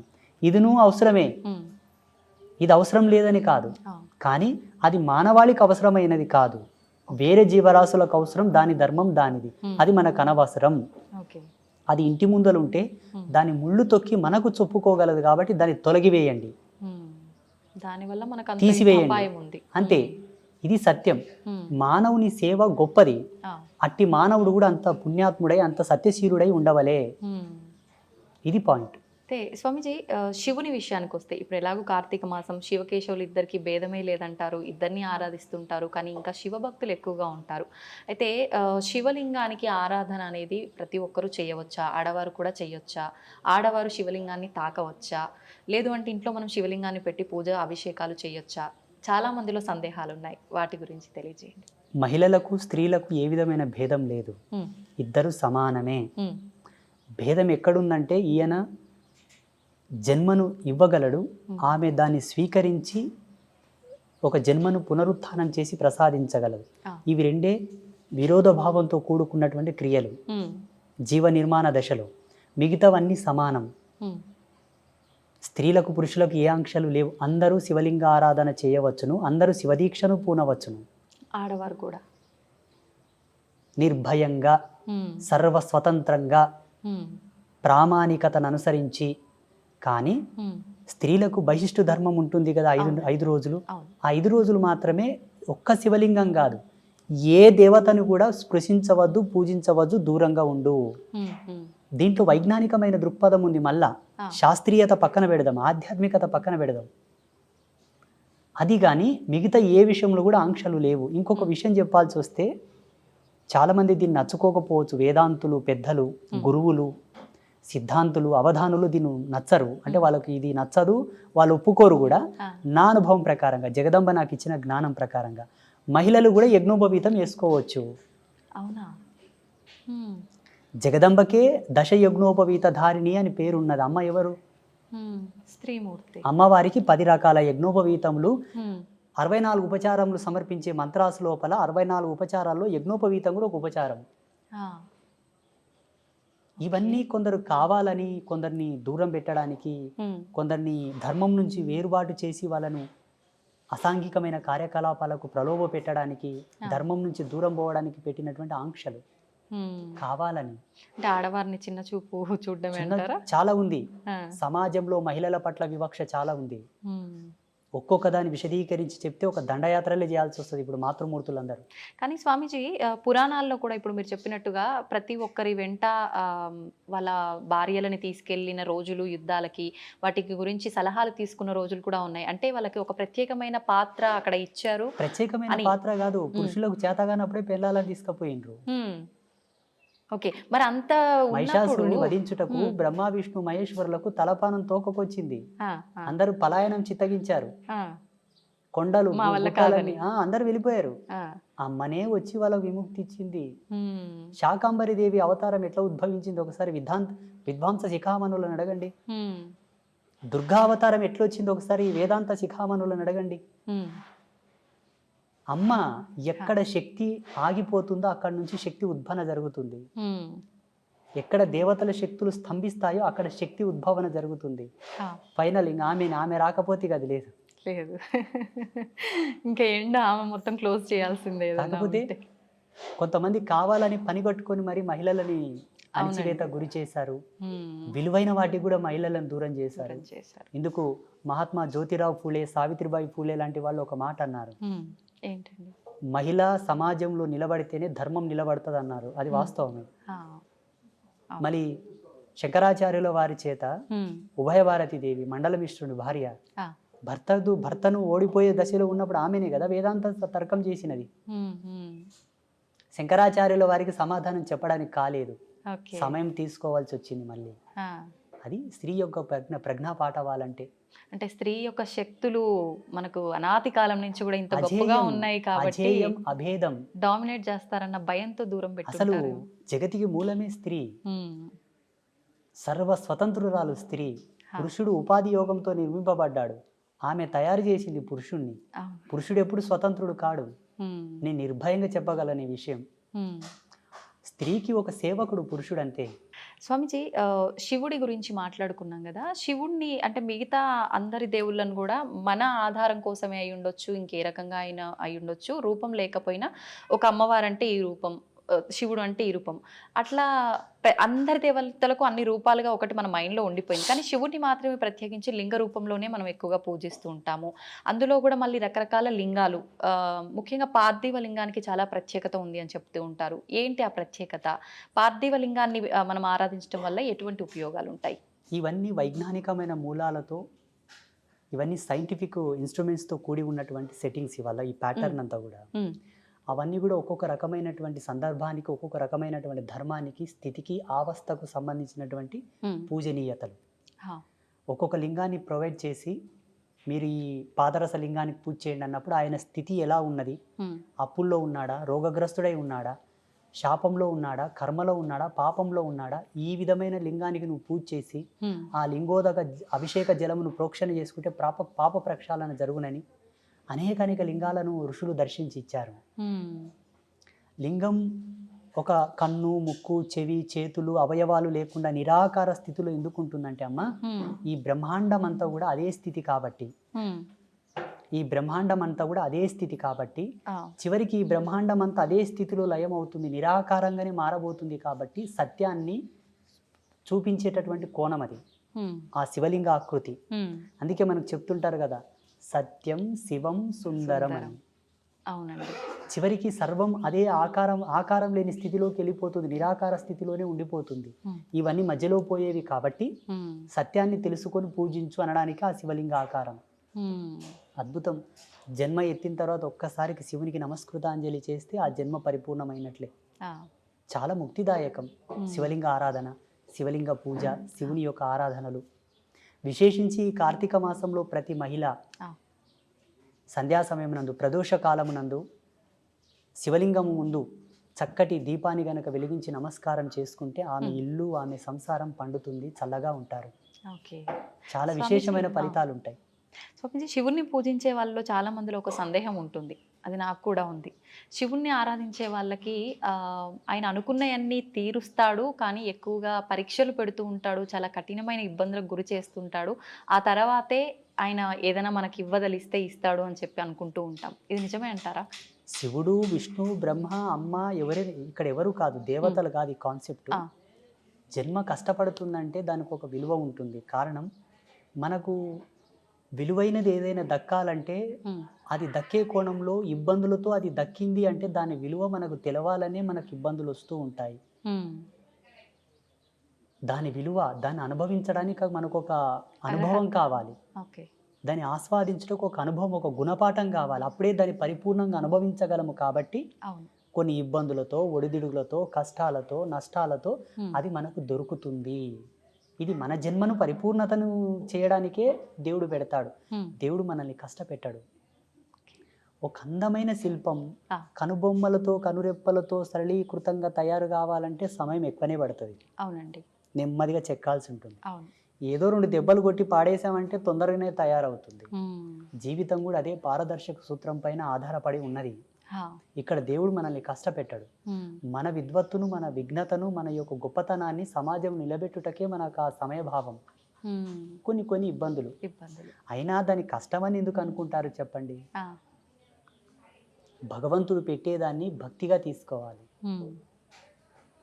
కష్టంగా తీసుకోవద్దు.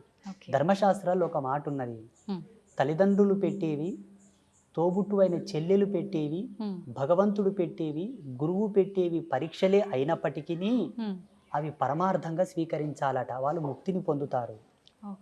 మళ్ళీ అక్కకు, అన్నకు, తమ్ముడికి నియమం లేదు చూడండి, చెల్లి అదేంటో కానీ చెల్లి, తల్లి, తండ్రి, గురువు, దైవం, వీళ్ళు పెట్టేవి పరీక్షలు కాదు. ఒకవేళ పరీక్షలే అయినప్పటికీ అవి పరమార్థములని స్వీకరించువాడు ముక్తిని పొందగలడు, ఈజీగా పొందుతాడు. జపతపాదులు చేయకుండా, యజ్ఞయాగాదులు చేయకుండానే ముక్తిని పొందుతాడు. స్వీకరించగలగాలి, భావించగలగాలి, భారం అనుకోకూడదట. మనం ఎన్ని మాట్లాడుకున్నా అది కొంచెం కష్టమే మానవులకి. ఏదైనా చిన్న కష్టం వచ్చిందనగానే భగవంతుని కూడా తిట్టేయడము, అసలు ఆ విచక్షణ అనేది కోల్పోతాం కాసేపట్లో. నిజంగా మనకు అదంతా ఒక లేవల్గా వెళ్ళాలి, సమన్వయంగా ఉండాలి, బ్యాలెన్స్డ్గా ఉండాలి లైఫ్ అని అంటే ఎలాంటి నియమాలు పాటించవచ్చు అంటే? ఆహార దోషం అనేది ఇక్కడ సమాజంలో ఎక్కువ అనర్థాలకు కారణం అవుతుంది. అందుకే ఆరంభం నుంచి వేదారంభ కాలం నుంచి కూడా శాకాహార భోక్తవ్యం చేయండి. శాకాహార భోక్తవ్యం చేత జన్మ పరిపూర్ణమైనటువంటి ఆలోచనలను సృజించుకోగలదు, తీసుకోగలదు, తనను తాను నియంత్రించుకునే కంట్రోలర్గా మారగలడు. ఆలోచన విధంగా వ్యవహారికంగా తనను తాను ఇంద్రియ నిగ్రహం వైపు మరలించుకోగలడు. అందుకే శాకాహార భోక్తవ్యం చేయండి. మనకు ధర్మశాస్త్రాల్లో క్లియర్గా చెప్పి ఉన్నారు ఋషులు, ఆహారం, విహారం, విచారం, నిద్ర, ఆహారం, బ్రహ్మచర్యం. ఈ మూడింటిని ఎవరైతే పాటిస్తారో వాళ్ళు నడిచే దేవుడు. ధ్యానం వల్ల కూడా సాధ్యపడుతుందా గురించి? ఆధ్యాత్మికత 3 కోణాల్లో ఉంది. భక్తి మార్గంతో కొందరు, ధ్యాన మార్గంతో కొందరు, జ్ఞాన మార్గంతో కొందరు, యోగ మార్గంతో కొందరు, త్యాగ మార్గంతో కొందరు. త్యాగం అన్నీ, అక్కడ భక్తి లేదు, పూజ లేదు, యోగ లేదు, ఏమీ లేదు. అవధూత తత్వంలో ఉండడం వల్ల కూడా ముక్తిని ఆస్వాదించవచ్చు, మోక్షాన్ని పొందవచ్చు. ఈ 5 మనకు ప్రధానం. భక్తి మార్గంలో ఈ చాప్టర్ అంత వస్తుంది. కార్తీక దీపాలు, సోమవార వ్రతం, మంగళవార వ్రతం, బొట్లు పెట్టడం, మడి కట్టుకోవడం, నైవేద్యాలు అర్పించడం, పుష్పయాగం, హోమ ధూమాలు, ఇది భక్తి మార్గం. జ్ఞాన మార్గం అంటారా, భగవంతుడే సత్యమని ఎరంగి ఆయన యొక్క పారాయణలు చేయుట, ఆయన మంత్రోచ్చరణ చేయుట, ఆయన యొక్క కీర్తనలు పాడుట, ఆ కీర్తనల చేత భక్తిని ప్రచారం చేయుట, ఇది జ్ఞాన మార్గం. అయితే ఇప్పుడు ఈ ధ్యానం చేయడం అనేది, ఏకాగ్రత అనేది అందరికీ కరెక్ట్గా సరిపడదు.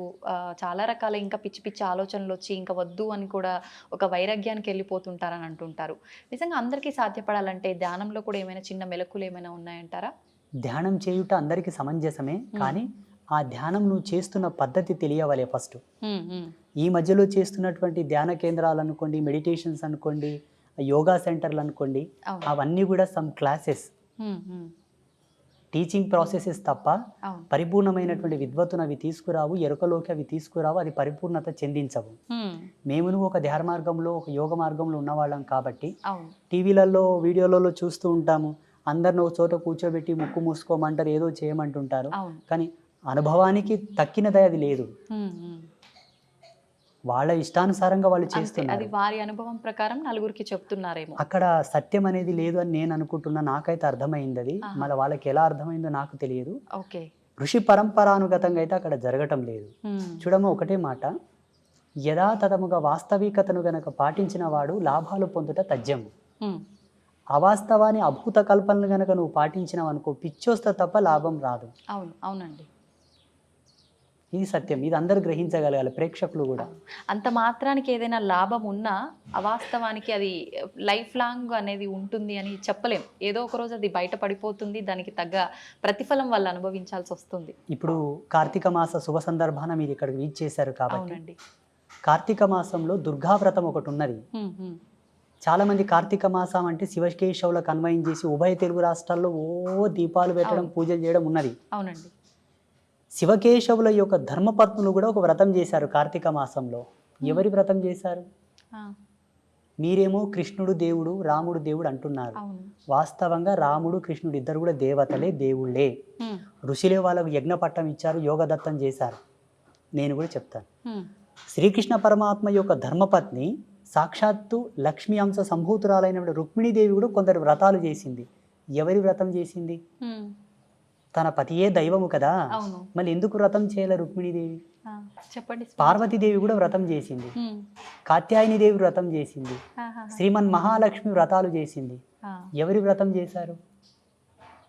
వాళ్ళ పతులే దైవములు కదా. ఇంద్రుడి యొక్క భార్య కూడా వ్రతం చేసిన శచీదేవి. అష్టదీపాలకుల యొక్క ధర్మపత్నులు కూడా వ్రతాలు చేశారు. దేవ ప్రాజాపత్య ధర్మములందరూ, ఆ ధర్మపత్నులందరూ కూడా వ్రతాలు చేశారు. ఋషిపత్నులు కూడా వ్రతాలు చేశారు. వ్రతం ఎవరికి చేయబడుతుంది? నోములు ఎవరికి చేస్తారు? భగవంతుడికే చేస్తారు, పురుష దేవతలకు లేవు. అంటే అందరినీ సృష్టించింది ఆదిపరాశక్తి లలిత అమ్మవారు కాబట్టి ఆమెకు సంబంధించిన వ్రతం ఏదైనా ఉందా? ఎగ్జాక్ట్లీ. అస్తు అస్తుమే సదాశివో అస్తు, ఇది సత్యం. కానీ ఎక్కడ చేస్తున్నారు ఇప్పుడు? చేయట్లే. సత్యాన్ని కనుమరుగు చేశారు కావాలని. అందుకే జనాలకు ఆధ్యాత్మికత రుచించటం లేదు. మీరు అన్నట్టుగా కన్ఫ్యూజన్లోకి వచ్చేసి వైరాగ్యం వచ్చి దేవుళ్ళొద్దు, ఈ ఫోటోలొద్దు, తీసేయని రాని పక్క కానీ గమ్మున కూర్చుంటున్నారు. పోనీ తీసేసినంత మాత్రాన వాళ్ళు ఏమన్నా ముక్తిని పొందేదరా? అంతర్పిశాసులై తిరుగుతారు సచ్చినాక. గాలిలో దయ్యాలలాగా తిరుగుతారు. హా. ఎన్ని పిండ ప్రదానాలు చేసినా, ఎన్ని శ్రద్ధా తర్పణాలు చేసినా, హ్మ్. ఎన్ని దాన సంస్కారాలు చేసినా వాళ్ళ ఆత్మలకు మోక్షం రాదు, రిజర్వేషన్ రాదు, హ్మ్. తిరుగుతూనే ఉంటారు. హా. అది మరీ దుర్భర్మం, మరీ ఘోరం. అది హా. ఇదన్నా బాగుంది కానీ అది భయానకం. అది భయానకం. అంటే స్వామీజీ, చాలా మంది ఇప్పుడు ఈ సాధన, ధ్యానము ఇలాంటివి చేయడం వల్ల హిమాలయ ప్రాంతాల్లో కొన్ని వందల సంవత్సరాలు కూడా జీవంతో ఉన్న ఋషులు, సాధువులు ఇలాంటి వాళ్ళు ఉన్నారని చెప్తుంటారు కదా. నిజంగా అంత సాధ్యపడుతుందంటారా వీటి వల్ల? 100%. రేపు జనవరి నెల చివరిలో కుంభమేళ స్టార్ట్ అవుతుంది. హ్మ్. హ్మ్. మీరు దయచేసి మీ ఐ డ్రీమ్ మీడియా వాళ్ళు వెళ్ళండి, లేదంటే నాకు అక్కడ కలవండి, నేను కలుస్తాను. హ్మ్. మీకు ఎంతమందిని కావాలో అంతమందిని పరిచయం చేస్తా, వాళ్ళతో రిక్వెస్ట్ చేస్తాను, మీతో మాట్లాడిస్తాను. అవునా? ఎన్నేళ్ళు బతికినావు చెప్పప్పా అని చెప్తా. ఆ. ఇప్పుడు మాలాంటి వాళ్ళు చెప్తే కొంతమంది కామెంట్లు పెడుతున్నారు, ఏ ఇంకో అవును, పిచ్చోడు ఉన్నాడు వీడు, ఎట్లా బతుకుతారో నాయన, ఇది సైన్స్కే విరోధం కదా అంటున్నారు. అవును. నీ సైన్స్ కంతు చిక్కని మిస్టీరియస్ చాలా ఉన్నాయి. హ్మ్. గీజా పిరమిడ్ మీద ఇంతవరకు ఏ సైంటిస్టు రీసెర్చ్ చేయలేదు. ఔరంగాబాద్లో ఉన్న కైలాస టెంపుల్ మీద ఏ సైంటిస్టు రీసెర్చ్ చేసి రికార్డు ఇవ్వలేదు. హ్మ్. వీటి గురించి మీకెందుకయ్యా? హా. మీకేమైనా ఆధ్యాత్మికంగా పట్టున్నదా? అవును. సాధన మర్మములు తెలుసా మీకు? యోగ మూలాలు తెలుసా మీకు? హ్మ్. ఒక తాబేలు కానీ చేప కానీ నీళ్ళల్లో గంటల కొద్దీ ఉండగలదు. నువ్వు ఉండగలవా? లేదు. దాని శారీరక నిర్మాణ స్థితి, దాని శైలి, దాని జీవన విధానం అది అవలంబించుకుంటున్నది. హ్మ్. యోగ మార్గంలో కొన్ని మెలకువలు ఉన్నవయ్యా. హ్మ్. వాటితో వాళ్ళు శరీరాన్ని అట్లా మలుచుకొని బ్రతుకుతున్నారు, లక్షల సంవత్సరాలు బ్రతుకుతున్నారు. అవి సామాన్యులకు కూడా సాధ్యపడతాయంటారా ఇలాంటి అలా సాధనలు చేస్తే? జీవించగలగాలి. శరీరాన్ని ఎన్నో వ్యయప్రయాసాలకు, ఒడిదుడుగులకు ఓడ్చుకొని హ్మ్. శరీరాన్ని క్రమబద్ధీకరించి బెండ్ చేయాలి, మడచాలి దాన్ని. ఆ. చాలా రిస్క్తో కూడుకున్నది. చాలా. హ్మ్.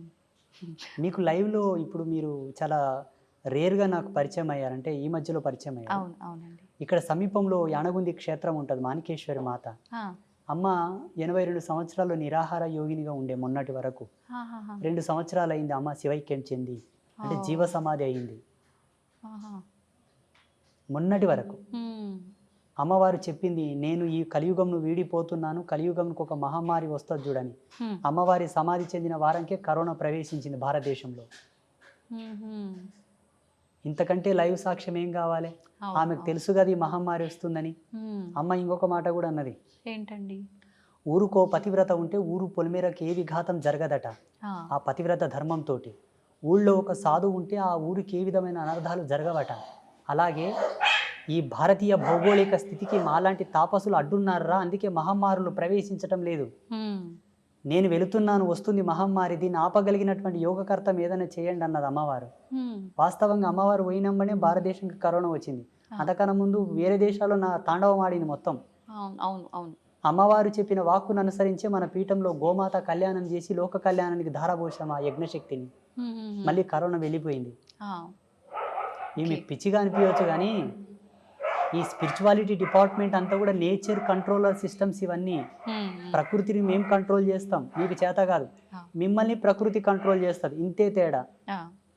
స్వామీజీ, ఇలా అంటే ముందే ఏదైనా జరగబోతుంది అంటే ఇప్పుడు ఆ మాతాజీ గారు చెప్పినట్టు కొన్ని కొన్ని చెప్తూ ఉంటారు, నిజంగా జరిగినవి కూడా చూస్తుంటాము. మళ్ళీ అలాంటిది ఒక బ్యాక్టీరియా రాబోతుంది అని కొంతమంది చెప్తున్నారు. లేదు అంటే రకరకాల ప్రళయాలు రాబోతున్నాయి అని చెప్పి మొన్న రీసెంట్గా అక్కడ జల ప్రళయాలు జరిగాయి కదా, అలాంటివి కేరళ సైడ్, అలాంటివి మళ్ళీ మన దగ్గర కూడా వచ్చే అవకాశాలు ఉన్నాయని చెప్పి, చాలా ప్రాణ నష్టం కూడా జరుగుతుందని చెప్పి కొంతమంది చెప్పారు ఆ మధ్యకాలంలో. మళ్ళీ అలాంటివి ఏమైనా రాబోతున్నాయంటారా?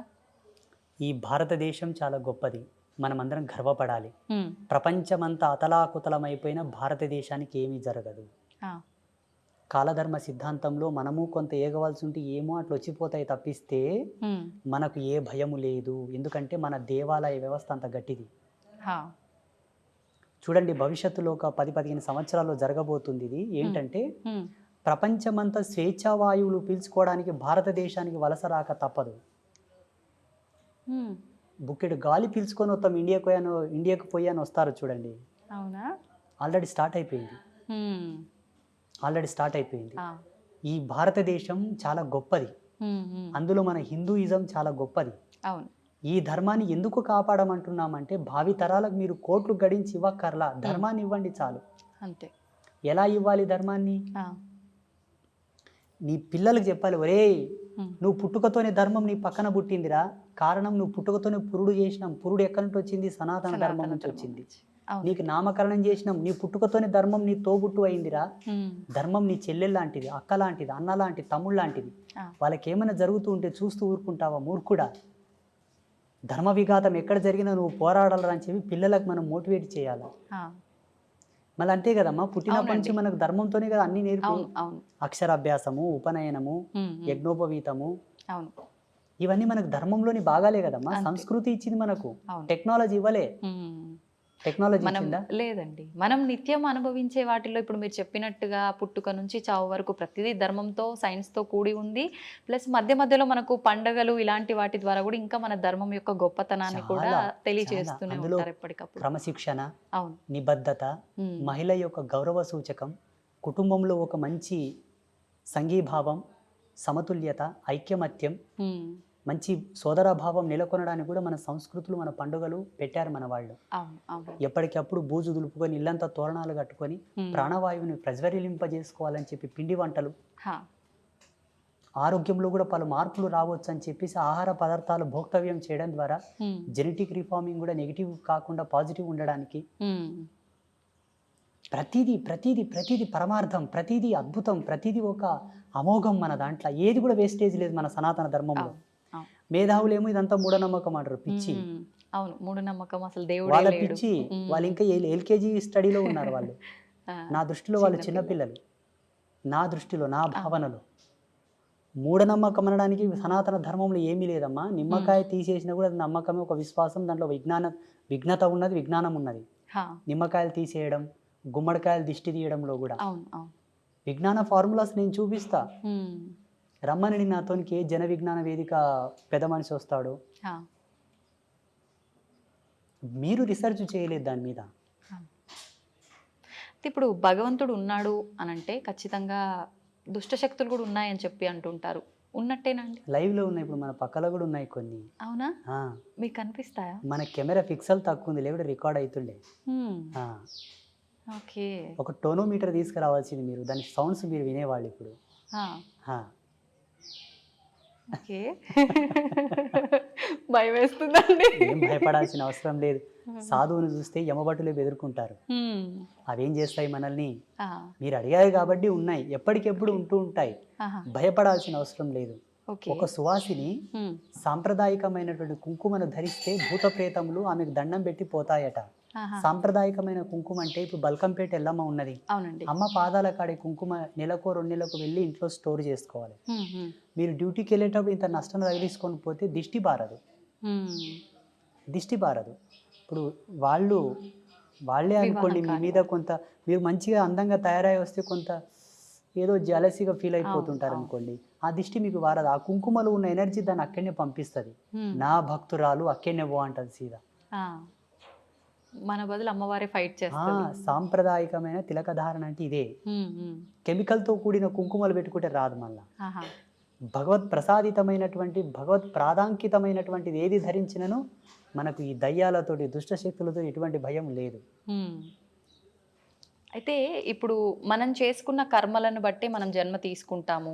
మనం చేసే మంచి చెడు పనులను బట్టే మనం పైన స్వర్గం నరకం వెళ్ళటం కానీ, మళ్ళీ ఒక జన్మ తీసుకొని వచ్చి ఇక్కడ అనుభవించే విధానం కానీ కూడా ఆధారపడి ఉంటుందంటారు కదా.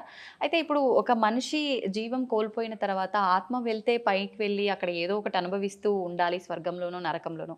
కానీ ఎందుకు ఇలా దుష్ట శక్తుల రూపంలో, ప్రేతాత్మల రూపంలో మన చుట్టుపక్కల ఇప్పుడు మీరు చెప్పినట్టుగా తిరుగుతున్నాయంటారు? కర్మ విపాకం చెందకపోవడం, కర్మ విముక్తి కలగకపోవడం, వాళ్ళు చేయవలసిన కొన్ని కర్మలు తీరక, వాళ్ళ కోరికలు తీరక.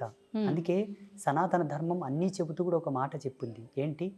ఎప్పటికెప్పుడు నువ్వు సత్యం అనే భావన, నేనే సత్యం అనే భావన నువ్వు తెలుసుకో, నువ్వెవరో తెలుసుకో, నువ్వేంటో తెలుసుకో, అంతర్ముఖుడవై ఏ భవబంధములు కూడా శాశ్వతము కాదని, దేని యందు అనురక్తి కలగక, వ్యామోహం కలగక, అన్నిటినీ విసర్జీకృతంతో భావన చేస్తూనే బ్రతుకు. అన్నీ నీవే, చివరికి నావి కావనుకునే సత్యంతో కూడా బ్రతకని చెప్పింది మన ధర్మం. అట్లా కోరికలు పెట్టుకొని వ్యామోహంతో మరణించే వాళ్ళు ఆగుతారు. మరి వాళ్ళ పరిస్థితి ఇంకా ఇక వాళ్ళ యొక్క వంశజులు ఉంటారు కదా, అవునండి. తగిన పూజలు, హోమాలు, శాంతులు, దాన ధర్మాదులు చేసి వాళ్ళకు ఉత్తమ స్థితిని పంపించగలగాలి. ఒకవేళ పంపించకపోతే వీళ్ళ యాతన వలన వీళ్ళకు కొన్ని నెగిటివిటీస్ వస్తూ ఉంటాయి, వీళ్ళ సమస్యలు వస్తుంటాయి, వీళ్ళ పనులు కావు, వీళ్ళకి ఇబ్బందులు వస్తుంటాయి, వాళ్ళ కుటుంబ సభ్యులు అనారోగ్య సమస్యలు వస్తుంటాయి. ఎక్కువ రోజులు పితృదేవతలు గనక వేదన పడుతూ ఉంటే వీళ్ళకి పిల్లలు కలగరు, పిల్లలు పుట్టిన పుత్ర సంతానం కలగదు, పితృదేవతల యొక్క శాపం వలన. ఓకే. అయితే ఈ పితృదోషాలతో రకరకాల ఇబ్బందులు పడుతున్నారు అంటారు, అవన్నీ ఇటువంటి వారి కుటుంబాలకే అది ఉంటాయి. హిందూయిజాన్ని ఫాలో అయ్యే వాళ్ళే కాదు, వేరే మతాల వాళ్ళకు కూడా ఈ ఎఫెక్ట్ ఉంటది. ముస్లిమ్స్ గాని, క్రైస్తవులకు గాని, మానవ జన్మ ఎత్తిన ప్రతి ఒక్కరికి ఉంది ఇది. కంప్యూటర్కి ఒక వైరస్ వస్తే ఏం చేస్తారమ్మా? సిస్టమ్కి ఒక వైరస్ వస్తే ఏం చేస్తారు? అప్డేట్ చేస్తుంటారు, ఎప్పటికప్పుడు రిపేర్ చేస్తూ ఉంటారు. జెనెటిక్ అంటే మన జెనెటిక్ థియరీ ఏదైతే ఉందో, డిఎన్ఏ కాలానికి వంశవృక్షానికి సంబంధించిన అప్డేట్ అనమాట ఇది. ఓకే. అయితే ఇప్పుడు మనం ఏదైతే ఇప్పుడు ఈ ఆత్మలు ఇలాంటివి ఉన్నాయి అనుకున్నామో, అలాగే భగవంతుడు కూడా మన కళ్ళకు కనిపిస్తాడా ఆత్మల్లాగానే? చాలామంది ఈ మధ్యకాలంలో నాకు భగవంతుడు కనిపిస్తాడు, కావాలంటే మీకు చూపిస్తా అని చెప్పి రకరకాలుగా మాట్లాడుతున్నారు. నిజంగా అలా భగవంతుని చూడడం సాధ్యమే అంటారా? భగవంతుని 3 పద్ధతులతో చూడవచ్చు. జ్ఞాన రూపకంగా చూడవచ్చు, భావరూపకంగా చూడవచ్చు. దానికి రూపం లేదు. అలా ఫీల్ అవ్వచ్చు, కనిపిస్తున్నాడు, మనం ఫీల్ అవ్వచ్చు. That's own experience. ఓకే. భగవంతుని భౌతికంగా జడముగా చూడాలనుకుంటే దానికి ఒక మార్గం ఉంటుంది. ఏంటండి? ఇప్పుడు మన చుట్టూ మెనీ మోర్ ఆఫ్ బ్యాక్టీరియాస్ ఉంటాయి మన చుట్టూతా, దాన్ని సూక్ష్మదర్శినితోనూ చూడవచ్చును. భగవంతుని ఇట్లా సశరీరంతో చూడవచ్చు అంటే ఒకే ఒక మార్గం ఉన్నది, యోగ మార్గం. యోగాతో చూడవచ్చు. ఓకే. అంటే ఎంతకాలం అది చేయాల్సి ఉంటుంది? సాధకుడి యొక్క సత్యశీలత పైన ఆధారపడి ఉంటుంది. అంటే ఎంత నిష్టగా ఆయన యొక్క ఫోకస్, ఆయన యొక్క ఏకాగ్రత, ఆయన లక్ష్యం, ఆయన యొక్క నిగ్రహ శక్తి పైన కొందరికి తొందరగా అవుతుంది, కొందరికి ఈ జన్మల కాకపోతే మరు జన్మ తీసుకోవాల్సి వస్తుంది, కొందరికి జన్మాంతంలో కూడా భగవత్ సాక్షాత్కారం కలిగి కూడా విముక్తి పొందిన వాళ్ళు ఉంటారు. అయితే ఒక మానవుడు భూమి మీదకి వచ్చిన తర్వాత ఒక జన్మ తీసుకొని అసలు నా పుట్టుకకు అర్థం ఏంటి, నేను ఏం చేయడానికి వచ్చాను అనేది ప్రతి ఒక్కరు కూడా మర్చిపోయి, ఇందాక మీరు చెప్పినట్టుగా కోరికలు, రకరకాల అంటే వ్యామోహాలు, బంధాలు, బంధుత్వాలు, వీటిపైన కొట్టుమిట్టాడుతూ ఉంటారు. పుట్టుక మరణం శాశ్వతం, వెళ్ళాల్సిందే, మోక్షం పొందడం కోసం మనం అవన్నీ కర్మలు క్లియర్ చేసుకొని భగవంతుల్లో ఐక్యం అవడానికి ఇవన్నీ అని చెప్పి మీలాంటి వాళ్ళు చెప్తూ ఉంటారు. మరి ఈ వీటిల్లో కొట్టుమిట్టాడుతూ ఉండే ఈ ప్రాసెస్లోనే పుడుతుంటాం, పోతుంటాం, ఎప్పుడు మోక్షాన్ని పొందుతామంటారు? అసలు మోక్షం అనేది 2 ప్రాతిపదికలపైన ఆధారపడి ఉంటుంది. మోహాన్ని క్షయించుటే మోక్షం, మోహక్షయ ఇది మోక్ష అన్నారు పెద్దలు. అంటే ఈశ్వరుడి యందు కూడా మోహాన్ని వదిలిపెట్టాలి, భగవంతుని యందు కూడా మోహం వదిలాలి, అది మోక్ష స్థితి. శివుడి యందు కూడా మోక్షం వదిలిపెట్టాలి తల్లి. ఆ శివుడు ఉన్నాడు అన్న మోహాన్ని, మోక్షాన్ని వదలాలి, అదే మోక్ష స్థితి. నారాయణుడు ఉన్నాడు, నా నారాయణుడు అన్న స్థితి కూడా వదిలిపెట్టాలి, అదే మోక్షం. ఇక ముక్తి అంటారా, అది సంసార సారథ్యంలోనే సాధ్యం తప్పిస్తే సన్యాసులో ముక్తి లేదు. ఒకవేళ సన్యాస పరంపరలో యతి ధర్మంలో ముక్తిని పొందాలనుకుంటే ఆయన చాలా కష్టపడాల్సి ఉంటుంది, సాధన త్రయంతో, మెడిటేషన్తో చాలా కఠోరంగా తపస్సు చేయాల్సి ఉంటుంది. మీకేమో ఈజీ వేలో వస్తుంది, మాకేమో చాలా కష్టంగా వస్తుంది.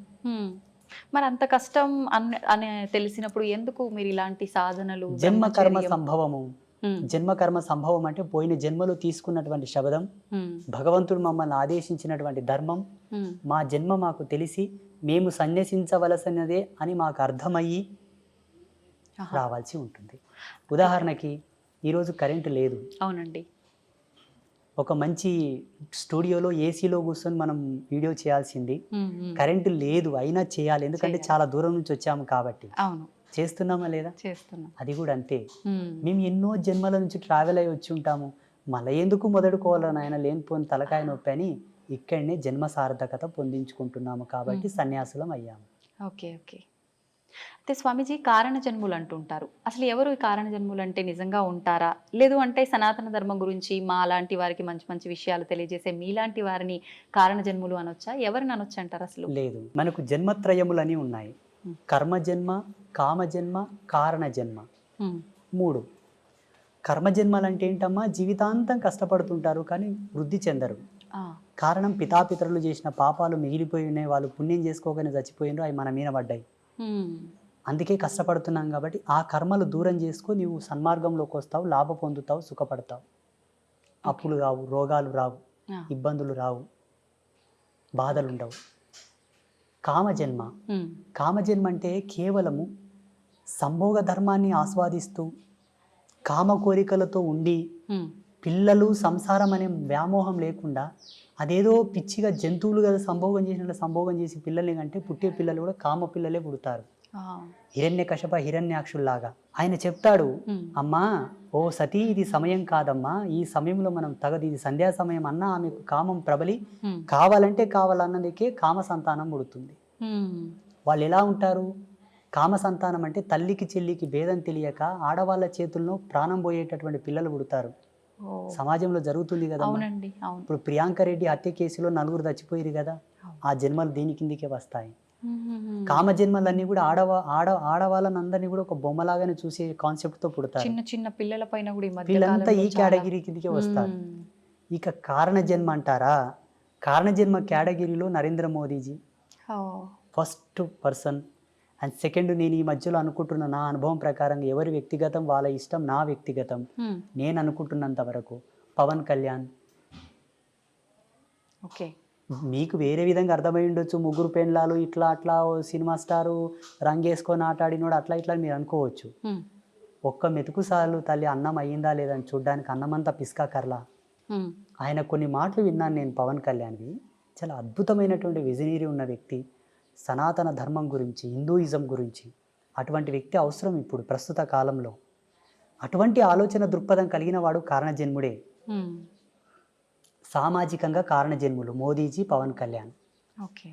ఆధ్యాత్మికంగా చెప్పవలసి వస్తే బ్రహ్మశ్రీ సామవేదం షణ్ముఖ శర్మ గారు, చాగంటి కోటేశ్వరరావు గారు, ఉమ్, గరికపాటి నరసింహారావు గారు, వదిపర్తి పద్మాకర్ గారు, అవును. వీళ్ళు ఆధ్యాత్మికమైనటువంటి కారణజన్ములు. ఉమ్, యోగ సంధాన కర్తృత్వంలో కారణజన్ములు అంటే శృంగేరి జగద్గురువులు, ఉమ్, చిన్నజీయర స్వామివారు, శ్రీమాన్ చిన్నజీయర స్వామివారు, ఇంకా కొంతమంది యతీంద్రులు, యోగులు, సిద్ధపురుషులు, ఉమ్, మఠాధిపతులు, పీఠాధిపతులు అందరూ కూడా యోగ పురుషులు. వాళ్ళు యోగ సంధాన కర్తృత్వంతోనూ వాళ్ళు కారణజన్ములు. ఉమ్, వీళ్ళు భగవత్ సాన్నిధ్యానికి దగ్గరగా ఉన్నవాళ్ళు. వాళ్ళు శివైక్యం చెందిన తర్వాత ఈశ్వరునిలో లీనమయ్యేవాళ్ళు వీళ్ళందరూ. ఓ, ఇది ఫైనల్ స్టేజ్ ఇన్ కారణ జన్మ. ఆహాహా. వీళ్ళందరూ మోక్షం పొందడం ఇంకా అనొచ్చా? వాళ్ళకు మోక్షము ముక్తి లేదమ్మా, చాలా final stage. Final stage. Okay. వీటికన్నా పెద్ద స్టేజ్ లో ఉన్నారు వాళ్ళు. ఆహా. ఇట్లా 3 జన్మలు ఉన్నాయి మనకు. ఆ, మీ గర్భవాసమునందు మీ కడుపులో కూడా ఇంతటి గొప్ప వాళ్ళు ఉమ్, కారణ జన్ములు, పుణ్య జన్ములు పుట్టాలనుకుంటే తప్పకుండా సనాతన ధర్మాన్ని ఫాలోఅప్ చేయండి. ఉమ్, సనాతన ధర్మంలో కూడా మెనీ మోర్ ఆఫ్ కన్ఫ్యూజన్స్ ఉన్నాయి, అవునండి, రకరకాల సాంప్రదాయాలు. అవును. ఏవి పాటించకండి, సదాచార సంపన్నులై విరాజిల్లండి. ఉమ్, ఈ సదాచారం మనకి ఎక్కడ దొరుకుతుందమ్మా అంటే దేవీ భాగవతంలో దొరుకుతుంది. ఉమ్, దేవీ భాగవతం భగవతి విరచితం, సాక్షాత్తు త్రిమూర్తులకే చెప్పినది అమ్మవారు. ఉమ్, మీరు త్రిమూర్తులు సుప్రీం గాడ్స్ అని మీరు కొలుస్తున్నారు. అవునండి. త్రిమూర్తులకే జగదంబ గీతోపదేశం చేసినది. ఆ జగదంబ చేసినటువంటి గీతోపదేశమే శ్రీకృష్ణ పరమాత్మ వారు ఆ యొక్క గీతను అర్జునుడికి ఉపదేశించాడు. అవును. అది భగవతి గీత. ఉమ్, భగవతి గీత, భగవతి చెప్పిన గీత భగవద్గీత. ఓకే,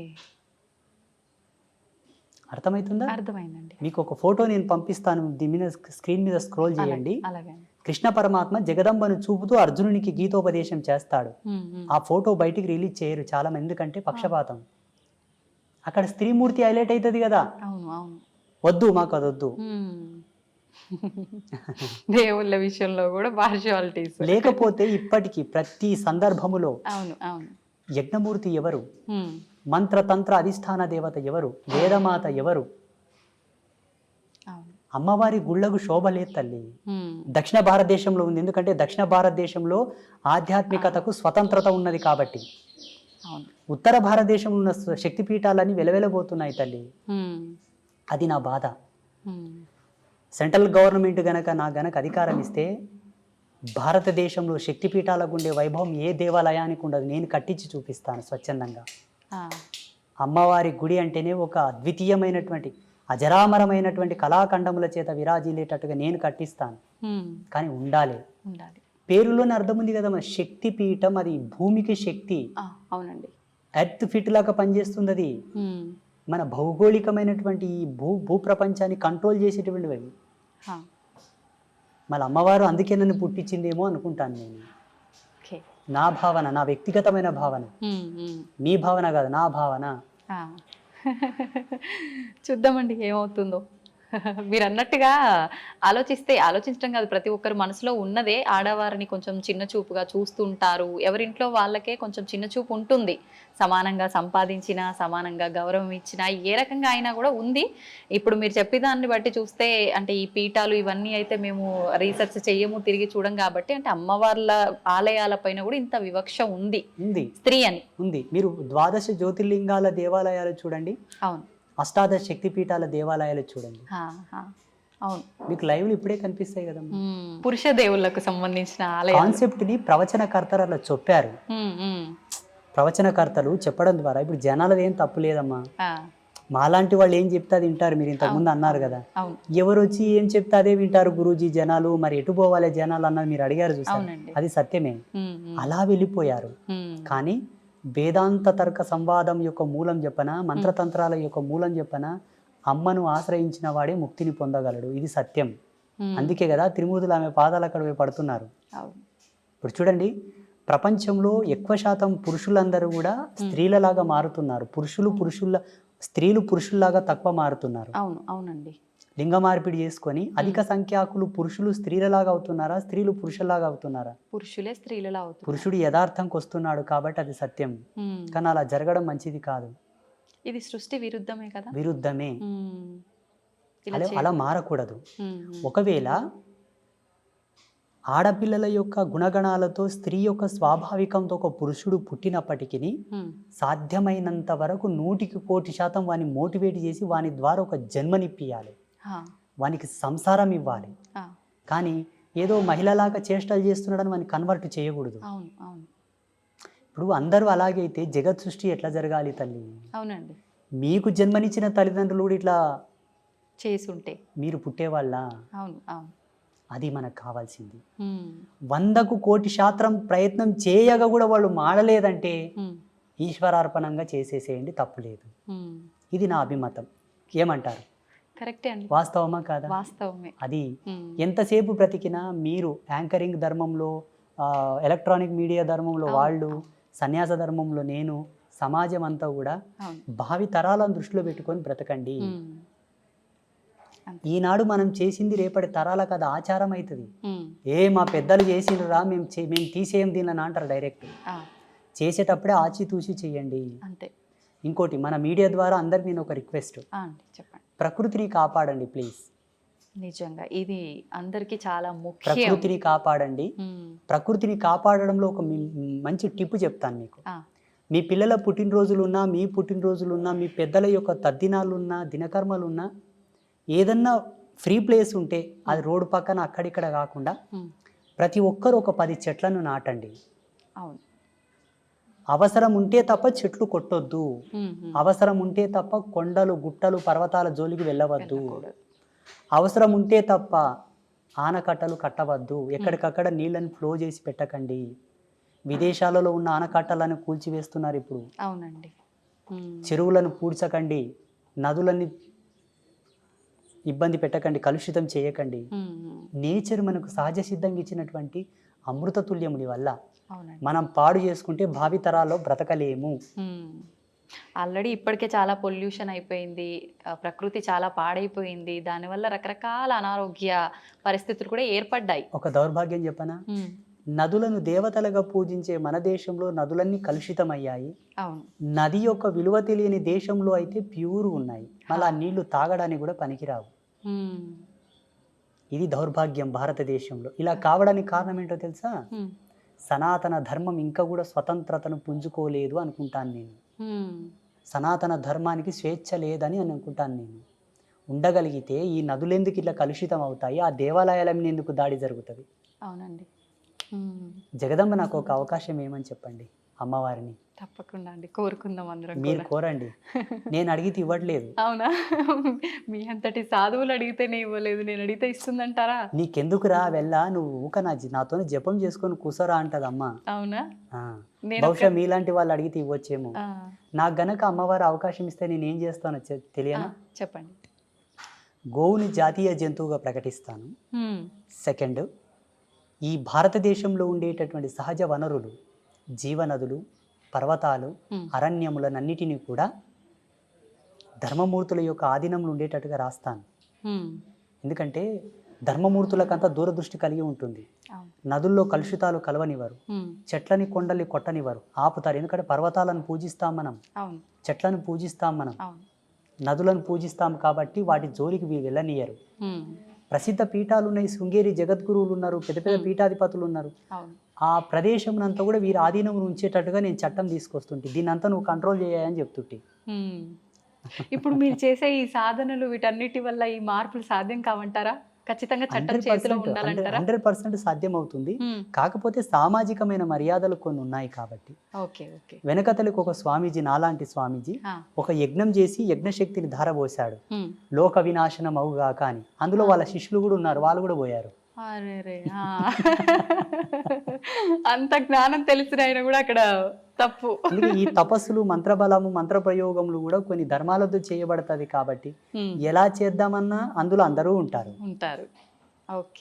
అది కదా వచ్చింది ముప్పు. ముందు వెనక ఆలోచించాల్సి అది అశ్వత్థామ కదా బ్రహ్మాస్త్రాన్ని ప్రయోగించాడు కానీ వెనక్కి తీసుకోవడం తెలియదు ఆయన.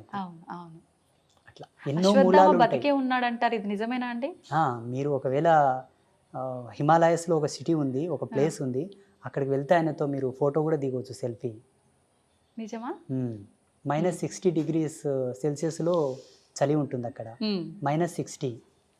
మరి ఒకవేళ వెళ్తామంటే కెమెరామ్యాన్ మీరు వెళ్ళండి. అది ఎలా సాధ్యపడుతుంది అంటారు? గడ్డగట్టి పోము అక్కడే అడుగు పెట్టిన దగ్గరే లేరు అనడానికి అవకాశం లేదు. సప్త ఋషులు ఉన్నారు, యోగ పురుషులు, సిద్ధ పురుషులు, మహావతార్ బాబాజీ కూడా ఉన్నారు ఇప్పటికీ. చాలా మంది యతీంద్రియులు, సిద్ధ పురుషులు ఉన్నారు. లేరు అని మీరు కొట్టిపాడేయకూడదు, ఎందుకంటే మీకు అనుభవం లేదు, మీరు చూడలేదు. మేము చూసాము కాబట్టి ఉన్నారని చెప్తున్నాము. వాళ్ళని ఇక్కడికి తీసుకొస్తామంటే తీసుకొస్తాము. ఈ యొక్క తపోజ్వాలకు తట్టుకొని ఉండే శక్తి ఈ మానవాళికి లేదు. పిట్టలు రాలిపోయినట్టు రాలిపోతుంటారు వాళ్ళు వస్తూ ఉంటే. అది సత్యం. అంతటి ఎనర్జీ ఉంటుంది వాళ్ళ స్పిరిచువల్ ఎనర్జీ. సంతోషం అండి, చాలా మంచి మంచి విషయాలు అయితే మా అందరికీ తెలియజేశారు. మరొక మంచి ఎపిసోడ్లో ఇంకా కొన్ని విషయాలు మీతో మాట్లాడాలని ఆశిస్తున్నాను. ధన్యవాదాలండి. ఐ డ్రీమ్ మీడియా ప్రేక్షకులకు అందరికీ ఒక సన్యాసిగా, ఒక బ్రహ్మచారిగా మా యొక్క ఆశీస్సులు. ధర్మం పట్ల నిలబడండి, ధర్మాన్ని కాపాడండి. ధర్మం తల్లి వంటిది. మన తల్లి మనకెంతో ముఖ్యమో ధర్మం అంతే ముఖ్యం. ధర్మం అంటే హిందూయిజం కాదండి, ప్రకృతి. ప్రకృతి మానవాళికి ఉపయుక్తమైనటువంటి ఆచారం, రూల్స్, వీటన్నిటిని కాపాడితే భావితరాలకు మనం ఇచ్చిన వాళ్ళం అవుతాం. దయచేసి మా మొరను ఆలకించండి. లోకా సమస్త సుఖినో భవంతు. శుభం భవతు.